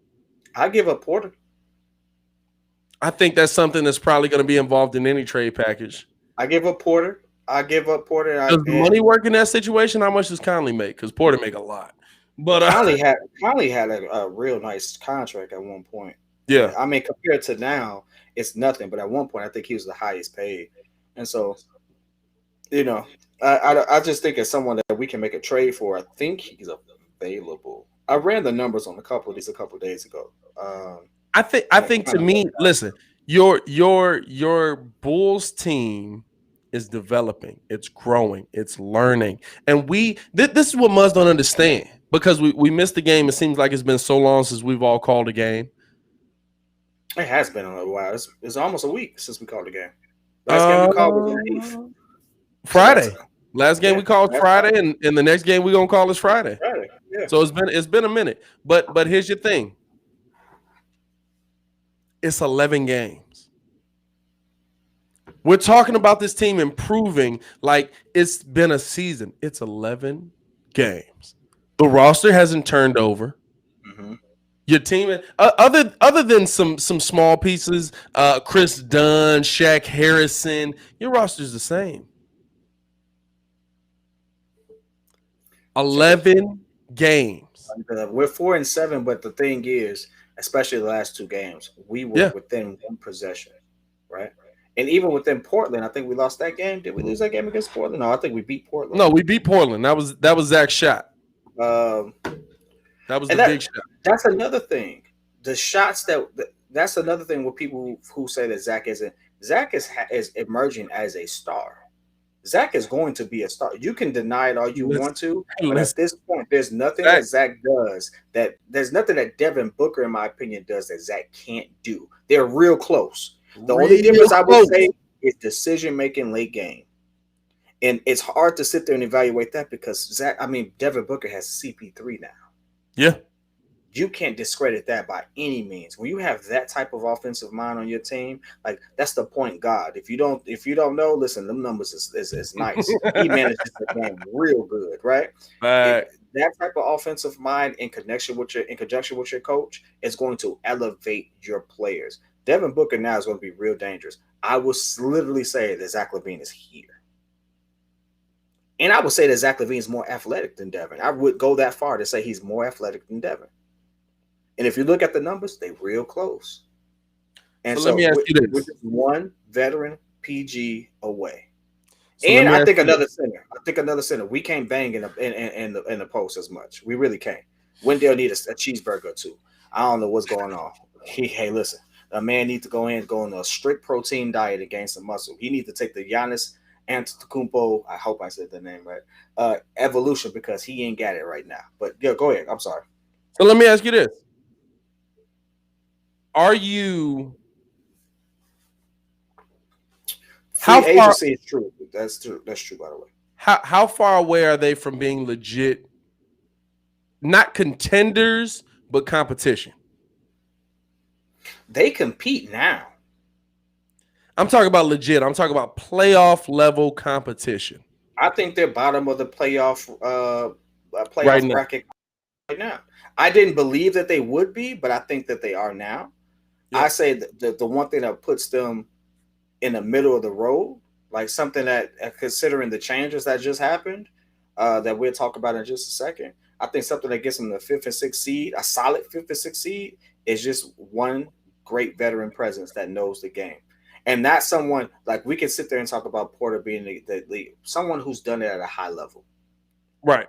What I mean by that is champion has made a push to the finals, something like that, and Right. it's on or made a deep push in the Western Conference during a time where the West dominated things. Like those type of people who face those type of teams and have that type of rapport, we know who those players are, right? For And sure. so it's only a handful of those guys out there. Like would I go for Kyle Lowry? Maybe. Kyle Lowry in the last couple of years made his evolution, but before then, we thought Kyle Lowry was trash. Hey, bro, Hey, I thought Kyle Lowry was trash, trash. bro. I'm not gonna lie to you. I still kind of think Kyle Lowry's trash, but he got a championship, so I can't just outright be like, you're complete garbage. But the year he got the championship was the beginning of his evolution. Then the year after, when Kawhi left, the first year after he left, Kyle's balling out of his mind, right? So it took Fact. him some time, but before then, Kyle ain't have it. I wouldn't have given it to him, right? I definitely wouldn't have given it to him. But you know who we never call trash? We might call him wash now, just because of the situation is unfortunate. But you know, we never called. We never called Mike Lowry. Mike Conley Mike trash. Conley. No, never. Okay, Mike Lowry. Mike we never called him. Lowry. I feel We like you said that before. I we feel like never you called said him that trash though. before. We never called him trash Right. because he wasn't trash. If anybody in this chat want to sit there and say he was, use a fool. There's a Right. reason he got that contract, but he kept that same together. He just unfortunately got leapfrogged by Spider, who unfortunately in my opinion, is not a better PG. I wouldn't have him at point. I think he belongs at the two. Yeah. So that's the only thing. We need a better big man and maybe a seasoned PG. He don't have to be an all-star. He needs to be seasoned and knows just how to run for, knows his role. Not somebody that's coming in trying to prove something. And I say Mike Conley because that's the type of temperament he gives me. He knows who he is. He's made the money. He's comfortable in who he is. He's comfortable in his role. He ain't out there trying to take 1,000 shots like Russ at Right. times, which he gets a bad moniker. So that's just a jab for unnecessarily. But You shot the jab. I said it. But I do not think Derrick Rose is that person. Though. I don't think Derrick let me. Rose. I ain't gonna lie to you. With this team, the only reason I don't think Derrick Rose is that person is because I feel like Chicago would put too much on him. Yeah. But with this team, Derrick Rose coming back playing the way that he does play now, I think he'd be the perfect point guard for what this team wants to do. But I think he would come home with that Chicago, I need to get Chicago a championship, put him on my back kind of mentality. And it's like, I want it, but you ain't that guy no more. You know what I'm saying? Yeah. But I'll ask you this. With how the East just shifted, because I'm assuming we all know the news. If you don't know the news by now, where were you, under a rock? But I'm assuming we all know the news that James Harden has been traded to the Eastern Conference, to the Brooklyn Nets, for a ton of stuff. Like literally, I feel like that trade went on for hours, bro. Like they were adding stuff to that trade hours after that trade was done. It was just like, oh, by the way, this pick also went. Dog, if you really look at that trade though, they gave away their future like they did with Paul Pierce and KG and all that stuff. Look, they gave away their future, like they got their future. to give it away before. Like that's what the Nets do. I will say this because of the contracts that they traded for and stuff like that. I know KD's under contract for a minute. Kyrie's under contract for a minute. I think James has 3 more years on that deal. so. Realistically, the picks that they gave up, I think it's kind of worth it if it works out. The big thing is if it works out. So listen. I'm with y'all. If it doesn't work out, it doesn't work out. But I will say this: if it does, they didn't give up a lot. They gave up some future picks to some people who we don't know. Yeah. In a COVID era that we really can't evaluate that talent, which is smart to me. I think that's smart because realistically, and who you got, who you think who's coming up the ranks in college that you would go for? Some people I could name because I stay locked into it, but at the same time, it's like you really can't evaluate it because they don't have the best opportunity to showcase that skill because of COVID. So realistically, in my opinion, they kind of fleeced the whole trade because for the next 2 years, you're not going to have the same typical situation to even gauge this. But they definitively have a perennial all-star in it. They definitely do. Now, do I like the personalities and all that stuff? That's a whole different argument. We can spend a whole nother podcast. I'm gonna be real with you. And I was gonna send you. I don't know if I sent it to you. I don't think I sent it to you. I'm seeing stuff now that like KD and Kyrie ain't even cool like that no more. And that Steve Nash and Kyrie. I mean, like it's wild what's going on with the Brooklyn Nets, bro. This has all been in the span of like a month, a week, 1 week. 1 week. It's all good just a week ago. Hey, Blackhawks finally got a goal. Sweet Jesus, they down 5-1. But I wasn't gonna mention that they was getting smashed. You realize I didn't say nothing about them. I said Bulls and Sox and maybe some. I ain't even gonna talk about them, but I will say this. But go ahead, I think I'm not gonna lie to you. It's probably gonna produce a deep playoff run if nothing else. Absolutely. I don't like what Kyrie Irving is doing. I don't like how James Harden. You got to forgive me. Hold on. Say it the right way, because I feel like you said that not how we talked about it before. It's not that you don't like what he's doing. You don't like how he's going about what he's doing. Facts. You know what I'm saying? Because I feel like we were on the same page with that. But the way he left and didn't communicate. The way he's doing it. Now his reasons behind it are in step with his reasons for trying to protest against going into the bubble. Yeah. In so many ways, right? And so I can't knock a man on what he believes and stuff like that. And it's one of those moments where we've always praised NBA players for trying to stand up for those type of things. And so I can't knock him for that. But I will say he is definitely not in the space of basketball right now. But stuff like, he should retire and stuff like that. Listen, Stephen A., I love and respect your opinion. Go ahead and take the take 2 and walk it off. Shut up. Like, listen, we going to welcome him back like we was going to welcome Dennis back from Vegas. Shut it up. Like, listen, Kyrie Irving can come to the Bulls right now and say, I want a spot. We going to think about it real long and hard and probably give up half the bench. Shut it up. I'm not going to lie to you, though. I thought about that today. I was like, Kyrie was almost a Bull with Jimmy Butler. Can you imagine Kyrie and Jimmy Butler teaming up? Can you imagine how Jimmy Butler would torch this dude? Here's the thing, though. Can you imagine them together and the fact that they actually have a good relationship that no one talks about? Oh, they have a great relationship, but but think about the relationship. You think about how KD's kind of just been like, I mean, it's whatever. Like, I'm KD. Like, KD don't talk to the media, but I do believe that he has talked to Kyrie. I don't believe that he hasn't talked to him at all. That's what I believe is cap. Like, for real, I think he has. But I will say this. That's the thing. With those media guys, there's some of those the dudes that are commenting aren't idiots. They're dudes that are really tapped in to what's going on with the Brooklyn Nets. Okay, some of them are. A lot of them are. I'll be honest with you. You know what I'm saying? They're dudes but the guys that I'm paying, like Joe Cowley, he's not going to put something out there that he don't stand by. You know what I'm saying? Like he's not going to just throw something out there, but because there's some dudes that still care about their reputation.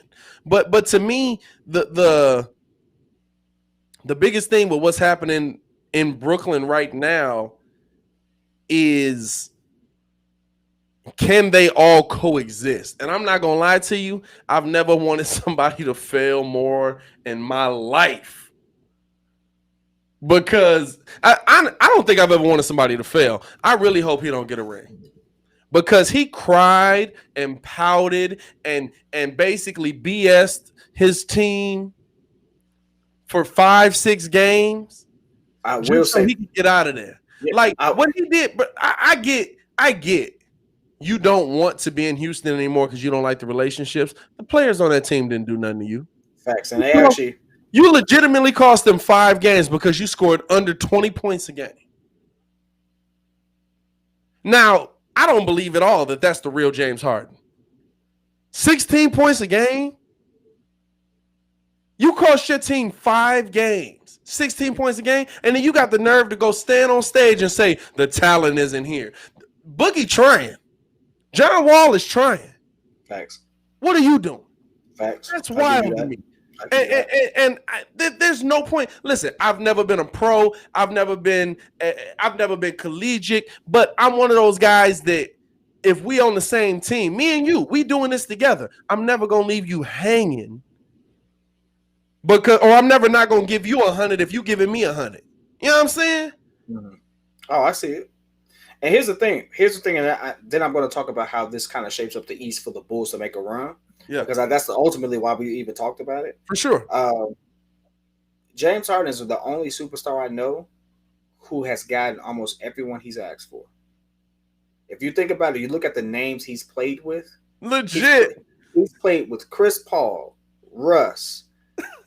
At this point, he now has 2, and DeMarcus Cousins making a comeback, and John Wall, who was actually looking pretty good. Who did he have before the end? The team that he's pissed about is arguably the best team he's ever had.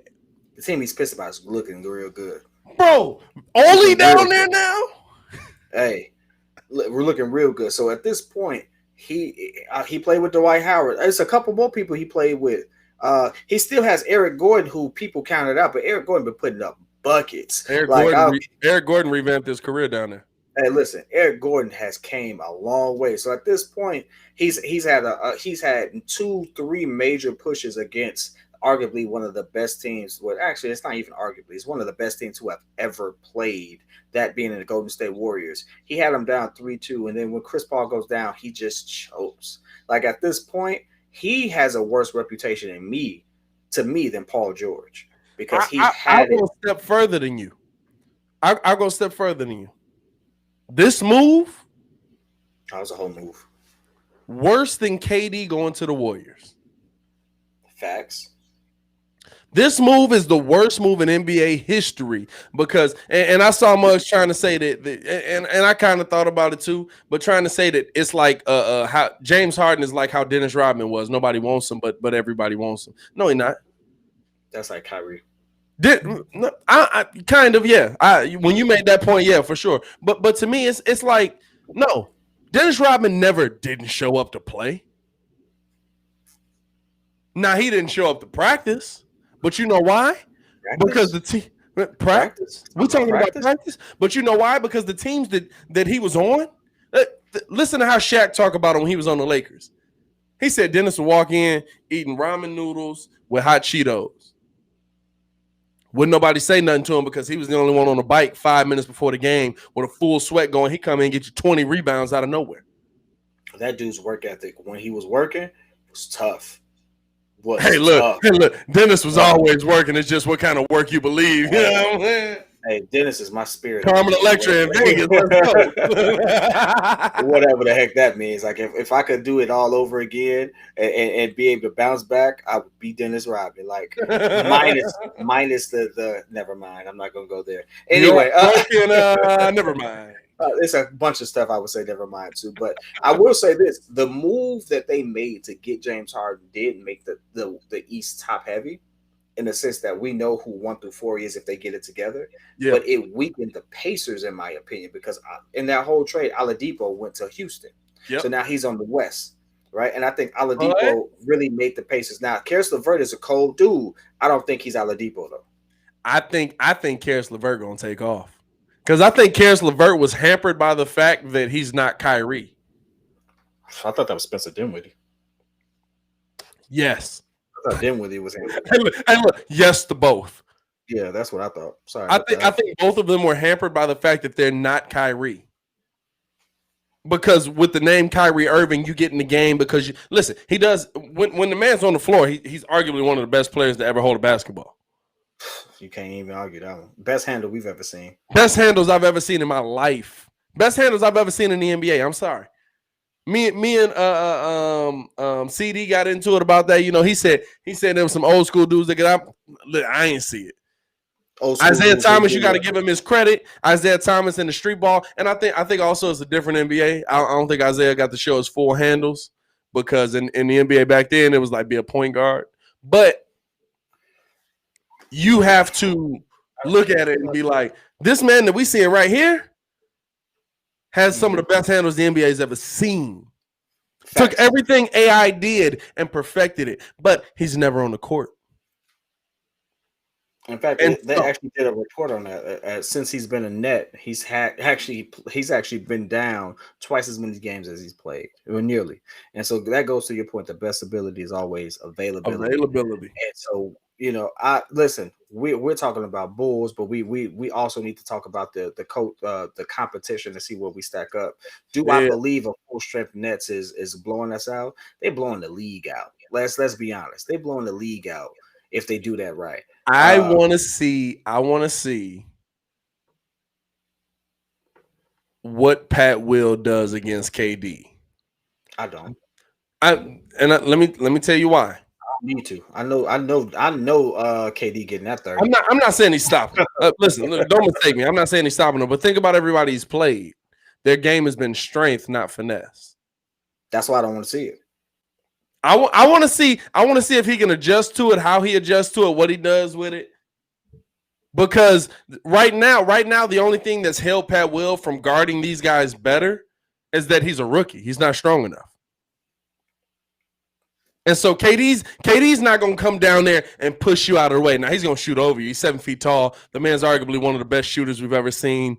I think some people would say he is the best shooter we've ever seen, minus Steph Curry. You know what I'm saying? Like, he's a freak of nature. There's something wrong with that man. People don't give him enough credit. Listen, you can say whatever you want to say about Durant making a move to Golden State. There is something to be said about someone who can go to a team, a loaded team, and make them defer to you. That is something that's different in basketball. That's totally different. That is Steph Curry's team. But when KD's on that floor, KD's taking them shots. If they need a bucket, Matt right, best scorer. He is. Listen, best scorer. He's the only person I would say is probably next to Michael Jordan, of course. Y'all got to calm down with that. He's the only person I would say is better than Kobe at getting a guaranteed bucket when necessary, outside of Michael Jordan. I will put him once it's said and done. I think I might have to put KD over Kobe as far as getting it done when it's necessary. And his just ability, and that's something Kobe said before he passed. You know what I'm saying? So good. Like seriously, we have to really appreciate that type of talent there. He literally could go to any team in the NBA, and he's the guy. Kobe said that KD was the best bucket getter, and he also said that Russell Westbrook's the only player I see with my mentality. And you had both of them on the same team. Rest in peace to them. Hey, Michael Jordan said that about Russ too. And that's what tweaked me out. Hey, Russ, if he ever just slowed down a little bit and got a jump shot. Yeah. Oh my God. Hey, listen, Damon, you can go ahead and sit that one out, dog. I'm a Kobe fan through and through. But I have to listen. I don't put LeBron over Kobe just because of how the system and stuff was.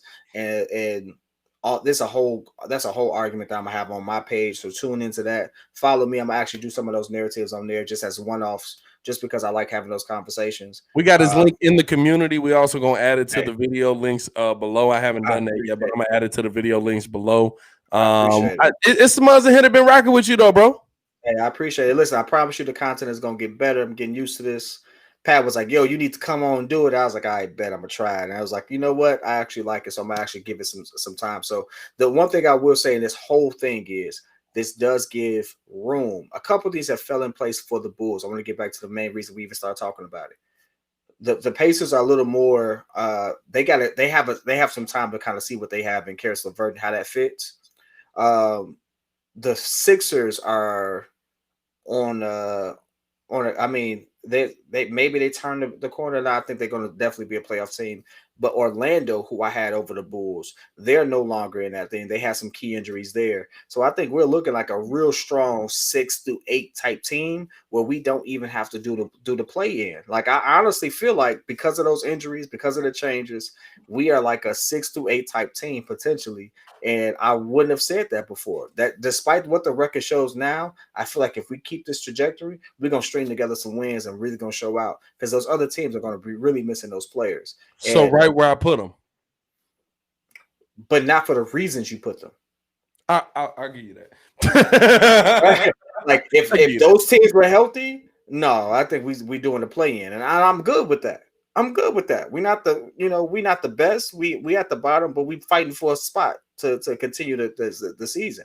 I honestly think that we can string this together and make it happen. So Cyberpunk says they need to trade Kyrie for a big man. I'm sorry, is DeAndre Jordan not still there? I mean, alrighty then. So let me ask you this. Talk to me. How strong or is there a window for this Bulls team? You've got Zach LaVine, you've got Larry Markkinen, you've got. Are we at the point where we're looking at a window for these guys, or are we at the point where these are kind of your middling guys? This is not going to be your final team. Because I think when you look at this team versus a Brooklyn Nets, you look at this.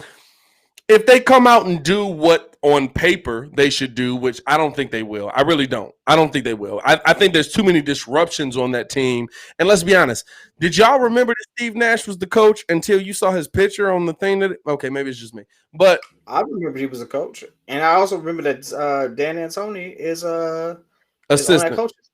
So listen, it's not just Steve Nash. He has some people behind him that's like, yo, you need to fall in line with it, and that they can respect. And at the same time, I honestly think that James Harden respects Dan Antoni. I don't know why, but I think he does. Because as soon as he left, that's when a lot of things. I know exactly why. Yeah, because the ball was focused on him. But he's not going to get that. There you go, right there. All right, welcome back. He's not going to get that same attention here. Yeah. He's not going to get the listen. You want a team with two people who can do exactly what you do. You're not that special. So you're not that special when you're around those guys. So let me ask you: Is this team the one that gets it done? I'm talking about not this year's team, but these players, the core, the core: Lowry, Wendell, Zach LaVine, Kobe White, Pat Williams. Is that the core that gets it done, or are we going to see a different five when it's all said and done? I think we trade Lowry. I think we trade Lowry, and it's not because I don't like him. It's not because I don't think he can get a bucket. It's honestly because we saw what this team looks like without him. Mm-hmm. I honestly don't think that they're going to be much better with him. I think it's going to actually be the opposite. And so, because it's like taking the Chicago Cubs approach to it. Don't hurt yourself. Hey, listen, I don't even want to talk about it, dog. Listen, it's taking the cut. We got to trade people. I got to figure out how to add effects on this mother so I can have a "Hello, darkness, my old friend," and then you just go to black. Yeah, listen, I really think if you trade him while his value was high, and we get someone who can actually fill in, we need a better big man. We do. All the big men on our team are really stretch fours. They're not real big men. Like, is that not the NBA? It's not championship NBA because the Lakers got a real big man. They got several of them. Lakers, I mean, AD's your best big man. No, he is a stretch four. He's a stretch four, but they also got a real big man next to him to get some boards. Like Dwight Howard next to an AD looks like, former Dwight Howard, because he doesn't have to put up the numbers. He can just grab the boards and get those blocks. We need someone who's going to dominate on that area, because I've seen Wendell get moved in situations where I'm like, no, he shouldn't be getting moved. Like, listen, AD going against Wendell Carter, AD getting that bucket in the paint. He don't have to shoot over him. And AD is not that much of a physically imposing figure. Wendell just ain't got it yet. And he should have it by now. Like I saw. This is how old I am. I remember when Dwight Howard got drafted, and I thought he was a little frail. That's when he got dunked on by Kobe. Oh, wow! The next year, I saw him at a program. The man's shoulders was the size of my head. I got a big stupid head. No jokes in the comment, whatever. But the dude looked like a freak of nature the next year. I don't know what it was, but Dwight Howard was like, that ain't gonna happen again. And he ran the league for a good 3-4 years. We don't have that type of mentality on our big mans right now. But this is the thing I'll say to this. AK, we know he leans more towards the European ball. Lowry's a complete European player. You've got Marko Seminovic, who's also over there, which we've got some videos coming of that as well. Be on the lookout for that. There, dog. But and you can look at what he did in Denver. Nikola Jokic. Now Jokic is a big man. Jokic can put you with the back to the basket. I'm gonna turn around. I'm gonna hit you with this, or I can hit you with the behind the back pass. I get whatever you want. Jokic can give it to you. But the thing to me is, do the Chicago Bulls become more of a European styled basketball, which honestly is more of a modern NBA?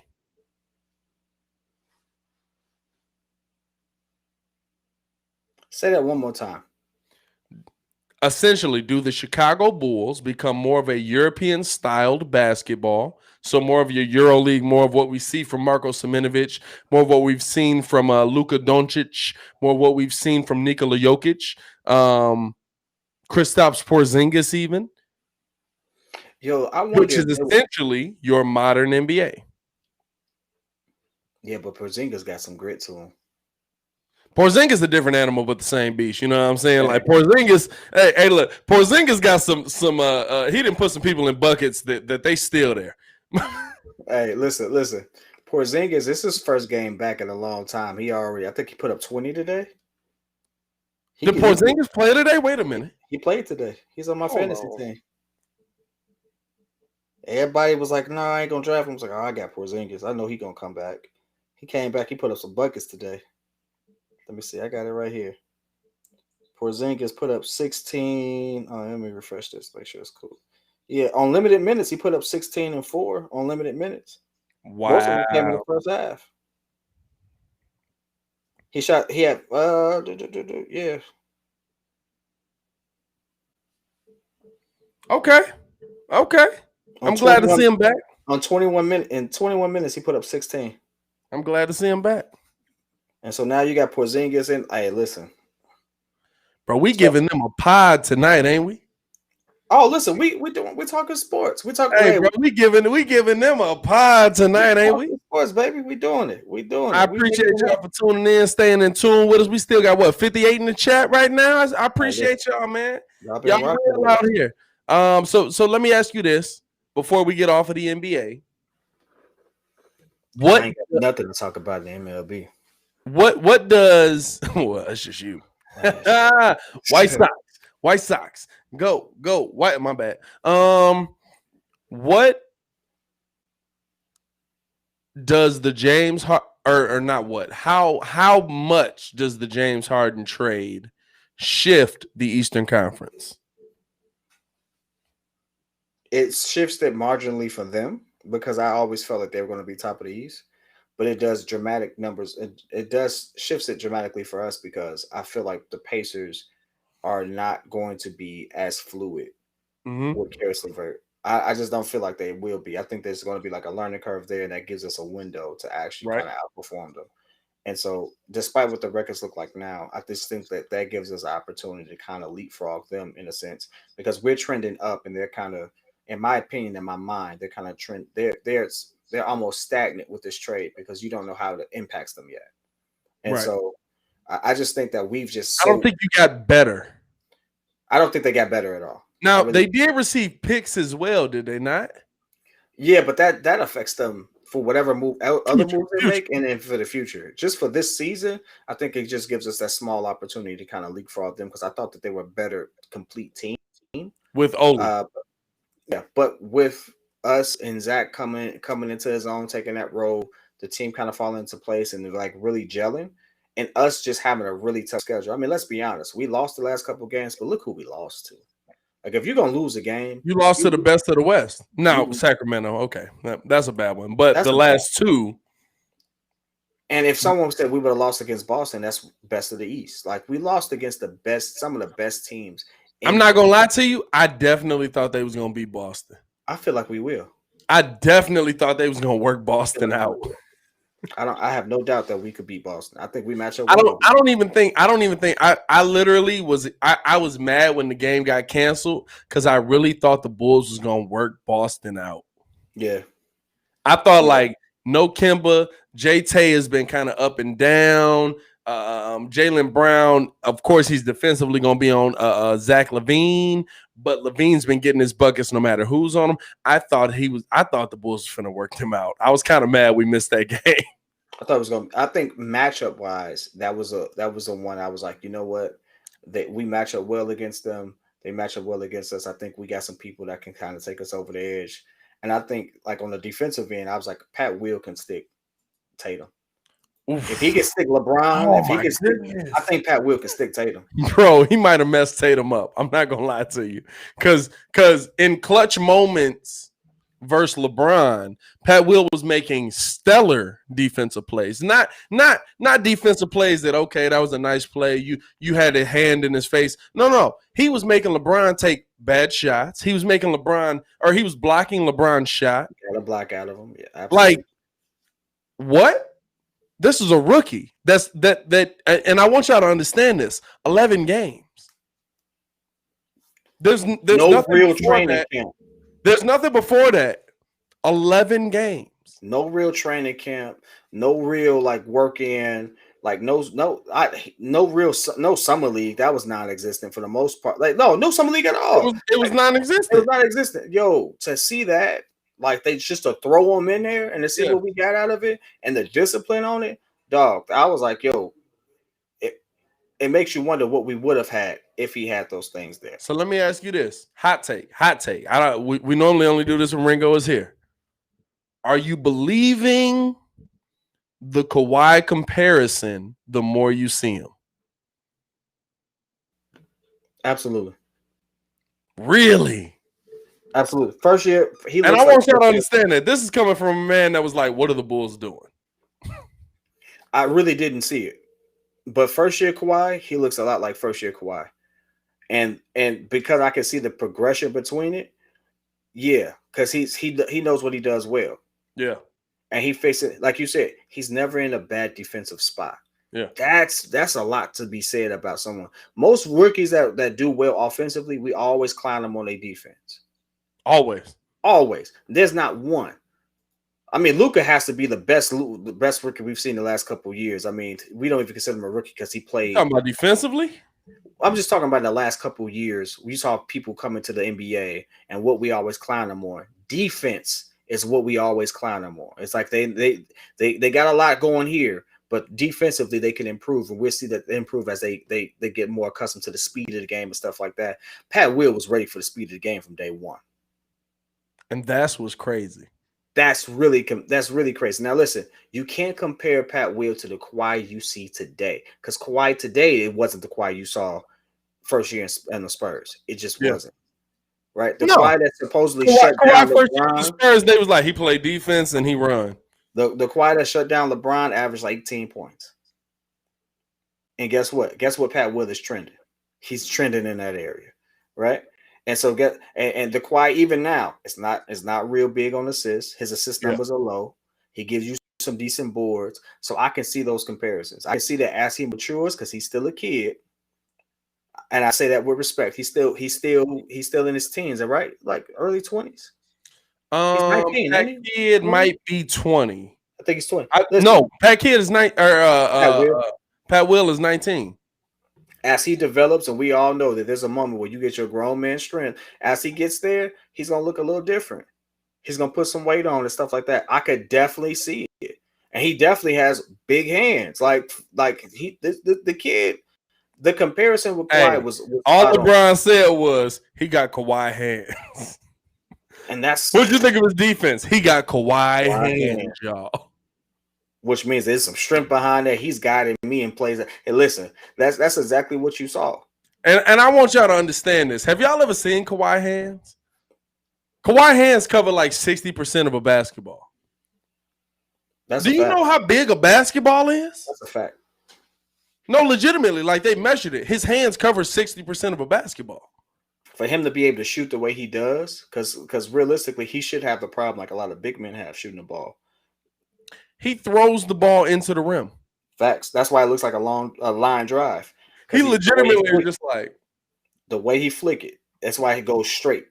Hey, all he throwing out there is curveballs that must go in. Speaking of curveballs, well, that's a good segue to talk about the. It wasn't. It was a horrible segue. Actually, I was trying to make it work, but hey, listen, I'm gonna go ahead and help Pat out. So, listen, as you all know, who've actually followed me, and I appreciate the subscriber jump. Thank you for jumping in. I've taken on the gap in our show, which is trying to cover some Chicago Cubs sports, which ain't gone so well for me in the first couple of days, because at the first time, this is the first time in my life where I've sat there and be like, what the heck is going on here, right? I don't know if we're retooling, but it definitely don't look like a retool. It looked like a retool. So you went Ron Isley back in the day. What the hell is going on? I swear I feel like that. Listen, when I decided that I was going to do this, they were like, you know what? The Cubs could retool. We can make another push.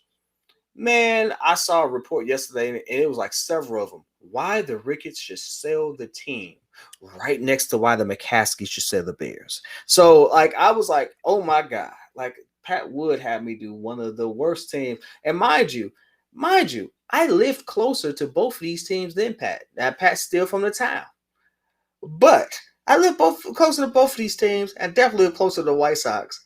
And all of a sudden, he's like, yeah, I'm going to call White Sox. All right, cool. You call White Sox. And guess what the White Sox go ahead and do? Go ahead. Tell them what they did, Pat. Tell them what they did.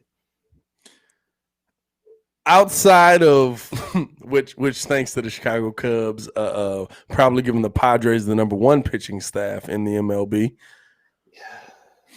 They pretty much have the second best pitching staff in the MLB. Now that's all based on production of Michael Kopech, who we haven't seen. That's also based on Dylan Cease, who's been very up and down. But your bullpen kind of locked up. And by the way, Alex Colomé might be coming back. I'm excited. White Sox fans, are y'all excited? How you feel about that Liam Hendricks move? Hendricks is a guy who late in his career, not late, but later in his career, has shown promise. Mm-hmm. You're pairing him with a coach. And I want y'all to understand what the White Sox are kind of doing. A lot of people clowned us for the hire of Tony La Russa, a very clownable hire. I'm not going to argue with you. Tony's what, 73? Something like that. So very clownable hire. But baseball has changed. Baseball today, kid, you could be a baseball manager. 210%. You know why? You love numbers. Somebody's going to come to you and they're going to tell you Tim Anderson hits better when there's a runner on second and the right field is shifted a little bit to the left and center field is a little bit off center. And when the infield is sitting with their back to the sun, that's when Tim Anderson hits his best. And you know what you're going to do? You're going to put Tim Anderson in that position. There's a computer printout that's going to tell you every situation you need to do. But Tony La Russa is coming back to the major leagues. He's saying that baseball has gone too analytical. There's a place for it, but there's not this much of a place for it. You have to allow pitchers to pitch. You have to allow hitters to hit. You have to allow the feeling of the game to be there. And to his argument, that's true. What's my man's name that was in the World Series last year? They pulled. I know who you're talking about. God dang it, I can't think of his name. I just did this the other day too. Not Sonny Gray. In the chat, help us out because I wasn't expecting them to go that route. But I know. But I say that I know who you're talking about. I say that because they pulled him in, I believe, the fifth inning when he was dominating. Yeah, he was killing. When he was dominating, and his name, I mean, Bro, they're going to kill me for this. They're going to be like, he don't know baseball because this is one of the best pitchers in baseball. Oh, man, listen, we done went through 3 different sports right now. Come on now. But anyway, say exactly, listen, whatever. Even Stephen A. gets his break. We went straight. Great. Ain't nobody told us no names or nothing. But I say that to say that if you look at how the Sox are building their pitching staff, it's guys that can go longer. Pause. It's guys that can not Clayton Kershaw. Take it easy. It's guys that can be dominant for more innings. It's not guys that are coming out to give you 3 outs. It's guys that are coming out to give you maybe 6 to 9 outs. A middle reliever, if you will, because that's how baseball was before we got here. Okay. I will say this. Here's all I needed to see. Now, mind you, here's how I got the news about Hendricks, right? It was me. No, it wasn't. I'll tell you exactly how I got it. I would love for it to say it. I would give you credit as to who you sent me the name, but this was a report because I saw it while I was driving. The score came up. It says Sox land best closer in baseball. I was like, these dudes. I was like, they made another move. I was like, who the heck is this? And in my mind, Hendricks didn't come up. But as soon as I was about to open it, then you told me. Then you sent me a message. Blake Snell for the guy I was thinking of. There you go. Oh man, it was gonna kill me. It was killing me, bro. I had to look at it, bro. And you know who I was thinking of? Tony. Tony who? Tony Snell. Good night, everybody. Dog, I knew it was Snell. I knew it was that name, but I was just like, no. You should have just said Snell. I'd have got the first name for you. Dog, I was thinking that name. I promise you I was. Look, I really was. Gaffrey and Alive. Jeffrey and Alive, my bad. Tony Snell? Dog, listen. Hey, listen. I'm telling you, in my mind, I knew it was Snell, but the first name that came up was Tony because we was talking about the Bulls just coming. Anyway, it was a whole little. Hey, listen, sue me. Anyway. Been hanging out with Italians too long. Hey, whatever, dog, whatever. But all I would say is they definitely built a team to make a push, and they did the complete opposite of what we're doing, being the Chicago Cubs. Complete opposite. Now, this is the thing I'll say to satiate Cubs fans. Yeah, here we go. Jed Hoyer learned how to do it from one of the best who's done it. He's cutting ties with names that Theo loved. And he's moving into what's next for the Cubs because he feels that what the Cubs have now is not enough to win another World Series. I believe that. And I also believe what AD said, the Cubs are still broke, but we cleared a lot of space. We're clearing a lot of space. Let me tell you something. I'm sorry. We're not that broke. No, there's nobody broke. I saw Muggs talking about the Bears are broke. That's why they're bringing back Matt Nagy in them. These are billion, not million, $billion organizations. These are essentially, if they were companies, Fortune 500 companies. I mean, but they do have caps and stuff like that. I mean, they have caps, but baseball do not. Baseball's like, we got a cap, we see it, we gonna go past it, but we got one. Now, I will say this: the one thing I always have over you, there's never a better place to watch a baseball game than Wrigley Field. You wildin'. Dog, that's the most fun you're gonna ever have. You wildin'. I've been there. It's all right. Listen, you know what you see? You know what you see? Bunch of people not watching the game. Okay. Bunch of people drinking. Sounds like a ball to me. Hey, you can have a great time. You know what we doing at White Sox games? We watching that thing. Let's go. Yeah, okay. What y'all doing? All right, listen. We won last. And you know why you see change? Because we willing to leave the stands and be like, y'all suck. We not finna sit here and watch this. I will say this though. You all just have you all have a higher ceiling than our team right now. With the core that you all had before the change was there, you all had a higher ceiling. And so that is what it is. Hey, listen, AD know what's good. Hey, listen, hey, we know what's good. But I will say this. I respect how cocky y'all have gotten after one. Hey, I respect it. Like 108 years didn't happen. I respect the cockiness. Hey, listen. But we're the most recent one. So respect that too. No matter what you say, we're the most recent one, right? You happened in when? You were still in school when that happened, wasn't it? I definitely was in the 6th grade. Right? So I've been married 5 years. Sweet Jesus, why you bring that up? Hey, listen. We happened right when you was about to get married. You were in school last time the White Sox won. No, I was married. I was married for the Cubs. Oh, first year? That was your first year, right? 2012? The Cubs was 2016, baby. What are we talking about? That's right. No, 2016, I was my God. Second year. Okay. Oh, Pat, go ahead, take a bow. Hey, look. Done, dog. Listen. Hey, listen. She don't watch the show. Oh, hey, listen. You said 2012. I was like, good Lord, you've been married that long? No. She don't watch the show. We're good. Hey, listen. The Cubs are going to bounce back. I think that we will definitely bounce back. But I got to take my hat off to you all. The Sox have made a great push. And you know what?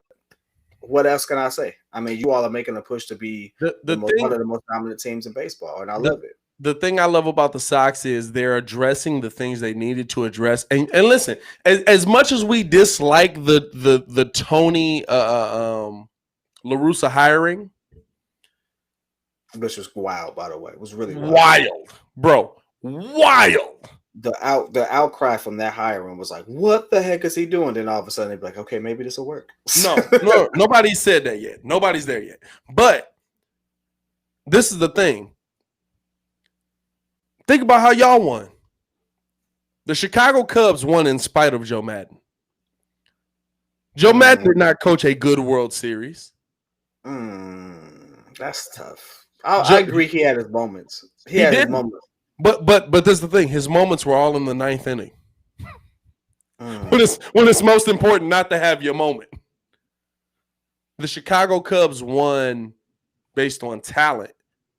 And also, the problem is Joe, just like last year with Blake Snell in the World Series, was too tied to his analytics. So I'm intrigued to see how this White Sox team comes back. I'm so ready for baseball season, bro. Like, in all honesty, I'm not going to lie to you. Out of all the sports, baseball really is my first love. Oh, I didn't know that. Baseball, bro. Bro, my dad's south side of Chicago. He had me playing third base, bro. Had me playing catcher, in all honesty. But had me playing third base. I love baseball. I'm probably the only one out of all my friends minus AD that does. Like, me and AD can sit down on like a Tuesday and watch 9 innings of baseball like nothing happened. Shoot. You know what I'm saying, bro? I catch you the last 4. You know what I'm saying, though? Like on a consistent basis? No, if it wasn't for the fact that I actually want to be good at calling Cubs, I wasn't looking forward to calling baseball. But you know what? This is what we need. I'm going to do it. I'm going to be good at it. I promise you I am. But before then, I was like, heck no, I'm going to catch the highlights on this joint. It's like, oh, God. Oh, here we go. I love baseball, bro. I really do. Baseball starts in April, right? All right, here we go. But this is the thing. I respect the White Sox for building your team based on your coach. I don't care what sport that is. Facts. Because let's be honest. Let's talk about all our sports. Are the Bears built for Matt Nagy? No. Not really. No. The problem is your quarterback position. You didn't let him pick his quarterback through the draft. You didn't draft the quarterback every year. The Bears aren't built for Matt Nagy. Are the Cubs built for David Ross? No. They're built for John Madden. Matt Nagy said, yeah. Matt is wild. Matt is wild in the chat. Hey, Matt, when they transition you Out of that joint. Hey, listen, I hope you still say the KD same Sports thing. Talk. Yes, I'm married as well. P.Kidd is also married. We off the market, my boy. If Well, I KD's a hope boy, I guess I kind of just threw a gender out there on that one. you have to say just here we go. All right. Anyway, Hello, yeah. darkness, my old friend. No, Oh, but that but is I think about that. In all honesty, this Bulls team is more built for Billy Donovan than it was for Jim Boylan. Absolutely. And so I love to see a Chicago team looking at the head coach or in baseball, your manager. I mean, even the Blackhawks, we talk the Hawks, they're not built for Jeremy Colleton. They're built for Joel Quenneville. Jeremy Colleton just stepped in. Like, Yeah. I love to see this team do what it does for the manager that's in place. And that's what I see with them building the pitching staff, because when Tony La Russa was in the game, he was one of the best guys managing a Chicago sports bullpen, or a St. Louis bullpen, but now a Chicago sports bullpen. He was one of the best guys managing a bullpen in the game. He was the guy that looked to analytics when guys were like, no, keep that guy out there for 120 pitches. Now, do I think that he goes too deep into analytics? Not at all. He's not going to go too far into analytics, but he's going to manage this pitching staff well. And I'm really excited to see how he does that. I'm just happy to say that we will have a competitive team. I think the Sox are the only team that we are calling now that will roll into the season a heavy favorite. Because that's where they're trending. They're trending to be a heavy favorite. In the AL Central, yes. Yeah. In the AL as a whole, I would say a favorite. I don't know if I would say a heavy favorite, but we did just see some big movement where Cleveland kind of offloaded some people. The other moves are really shaping us up to be heavy favorites. Kind of. Yeah. So kind of. We're just like striking at the right time. You know what I'm saying? Like, that's just all it is. And I have to say we on that, because at the end of the day, it's still Chicago sport team. We do call Chicago sports. Hey, listen. Weekly. So at this that's point, you. Hey, because I'm not a part of the we for the Cubs. Listen, call it little brother hate, call it whatever you want.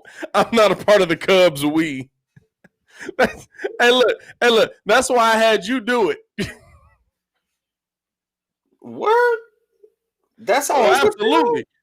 Oh, you think I was rooting for the Cubs in the World Series? I wasn't rooting against them. I'm gonna tell you this right now. Hold up. I wasn't rooting against them, but when they got that last home run, I can't hear you. Nope, it's war from now on. Nope. We're done. We're done. Hey, I love it. Let's go. What you say? No, we're done. We're done. What you say? You Darvish ain't on your team. We're done. You heard it. We're done. Don't worry about it. It's okay. You heard it. I'm done with you. We got a comment from Jay Crit here. But do you cheer? But do you cheer for them in the playoffs? You talk about the opposite team? No, I don't cheer for the Cubs in the playoffs. Now, I cheer for them if there's an opportunity for a Sox-Cubs playoffs. I would say this. Sox-Cubs World Series, I'd love that. I'll say this. My first baseball game was... What have I done on this show? KD said I act like I'm single. Okay, I'm not going to go there. My first baseball game was a Sox game. But the most fun I've had at a game was a Cubs game. And so in that whole transition, I've lived, if you ask me where I'm from from the north side. I moved south. As I got older, I moved back north, and I've been all over the place. So like I've experienced the fan base of both of them. And to be honest with you, it really is just a crosstown classic that really just gets people riled up. Outside of that, like I know a lot of Cubs fans, diehard Cubs fans, that be like, all right, when my Cubs is out, what's the Sox doing? Like at Yeah. least the town can win, So like the people who take it overboard, it was just clowns to me. But I get it. Like, hey, listen, if we have an opportunity, oh, here we go. If we have an opportunity to play each other at the at a pivotal point of the Cubs and White Sox, I don't think that's gonna ever happen. Like if that happens, good lord, the city is gonna just freak out. I don't think the city would have. I don't even know what the city would do with that. It would burn.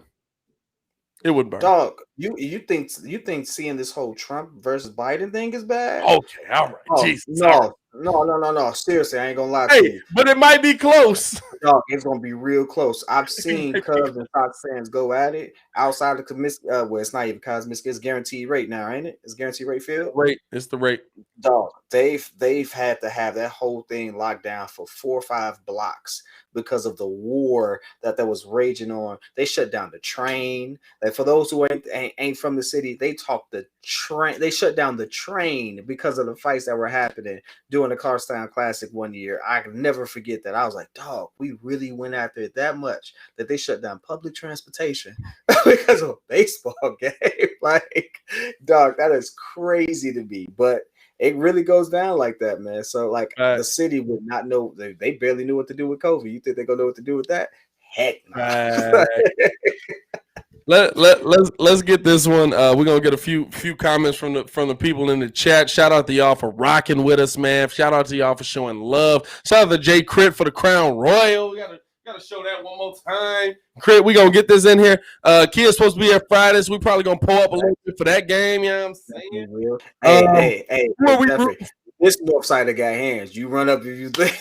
Listen, right. I would do it. I know it ain't another person. I'm just saying, though. It's all I got it on me. I got it on me. I got it on me. Who are y'all rooting for in the NFL playoffs now since the Bears are eliminated? I'm not gonna lie to you because we don't see it often enough. I would love to see the Kansas City Chiefs repeat. That's tough. Because we don't see repeats in the NFL often. That's true. That's true. That's a good pick. I actually can't hate that. For me, because I think it's going to be his last year, and I love to see a legend go out on top, I am rooting for the Saints. I know they just beat us, but coming into it, I thought, especially when he got injured and the whole rivalry he has with Tom Brady going on, them chasing I think it's the TD record and everything like that. I would love to see him go out on top, just to have one other QB that say that they beat that they beat Tom Brady. I would love to see that, and I would love to see them. If they beat Tom Brady, who they play after that? They play the Bucks. It'll be between the Green Bay and whoever that wins. Green Bay and who's Green Bay playing?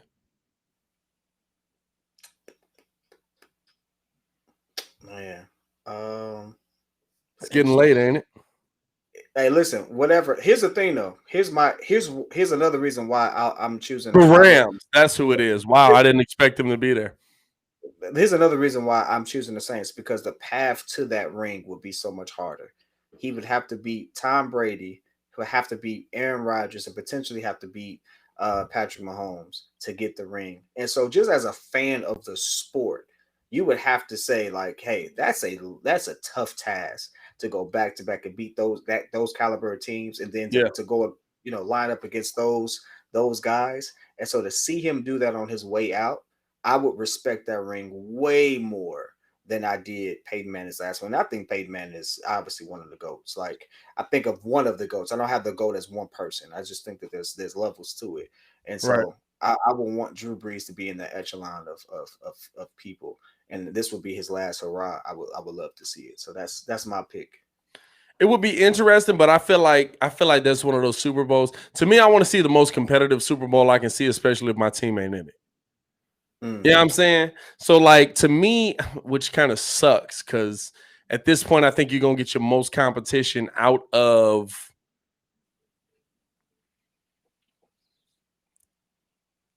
It's probably gonna be out of Aaron Rodgers. It's probably gonna be out of Aaron Rodgers. Aaron Rodgers versus anybody in the AFC. Dog. Tom Brady with a point to prove, with a fully loaded arsenal. Now Damian did say Bucks versus Bills. That might be interesting. Hey, I'm sorry. Now I have Tom Brady as the head of the table of GOAT conversations as far as like football QBs. Yeah. Pissed off Tom Brady who's trying to prove a point. I don't know, because nothing gets that man more amped for the moment than to have somebody chasing a record that he's going for. Yeah. And that person agrees. So I expect it to be a very high-scoring game. I'm expecting it to be like 30-35. Like we going to be in the 30-40 range on that piece. I really do feel that way. And 7? We're talking about 7 rings, bro? That's wild. If he gets another one, I don't know how you don't call him the GOAT, because I'm sorry. If you're not calling him the GOAT now, you hating. Yeah, I can't hate on that man. You hating. If you're not calling him the GOAT right now, you're hating. That's all it is. But man, bro, we gave them a show, didn't we? It didn't feel like we was on here for 2.5, almost 3 hours, bro. 2:45, bro. Shout out to y'all for sticking with us too, bro. Shout out to anybody who stuck with us. Stuart Eric said he fell asleep and woke back up on us. I don't know how I feel about that. But maybe that means that we putting people to sleep, but we'll see. Shout out to Crit. Shout out to all the P1s in the live, man. We appreciate y'all for joining the show. We got so much stuff coming for y'all this year, man. I really appreciate y'all for joining. Make sure y'all check out P.Kidd's channel. Type in P.Kidd. I'm gonna add the link in the description below. So once the video is posted, you'll be able to see it as well. We're going to add that into our regular links. It's also on the community tab. So if you don't feel like waiting for the video to post, go to the community tab. I have P.Kidd's link over there. Check him out. He's talking everything Chicago Cubs. He's going to get us into some sports narratives as well. Talking some good stuff over there, man. Really looking forward to what he's doing with his channel. Big shout out to everybody who's been doing it big, man. Kid, appreciate you for pulling up for another pod, my boy. Of course, baby. Of course. You know how we do. Hey, this is what we do. Ladies and gentlemen, this has been the Windy City Breeze.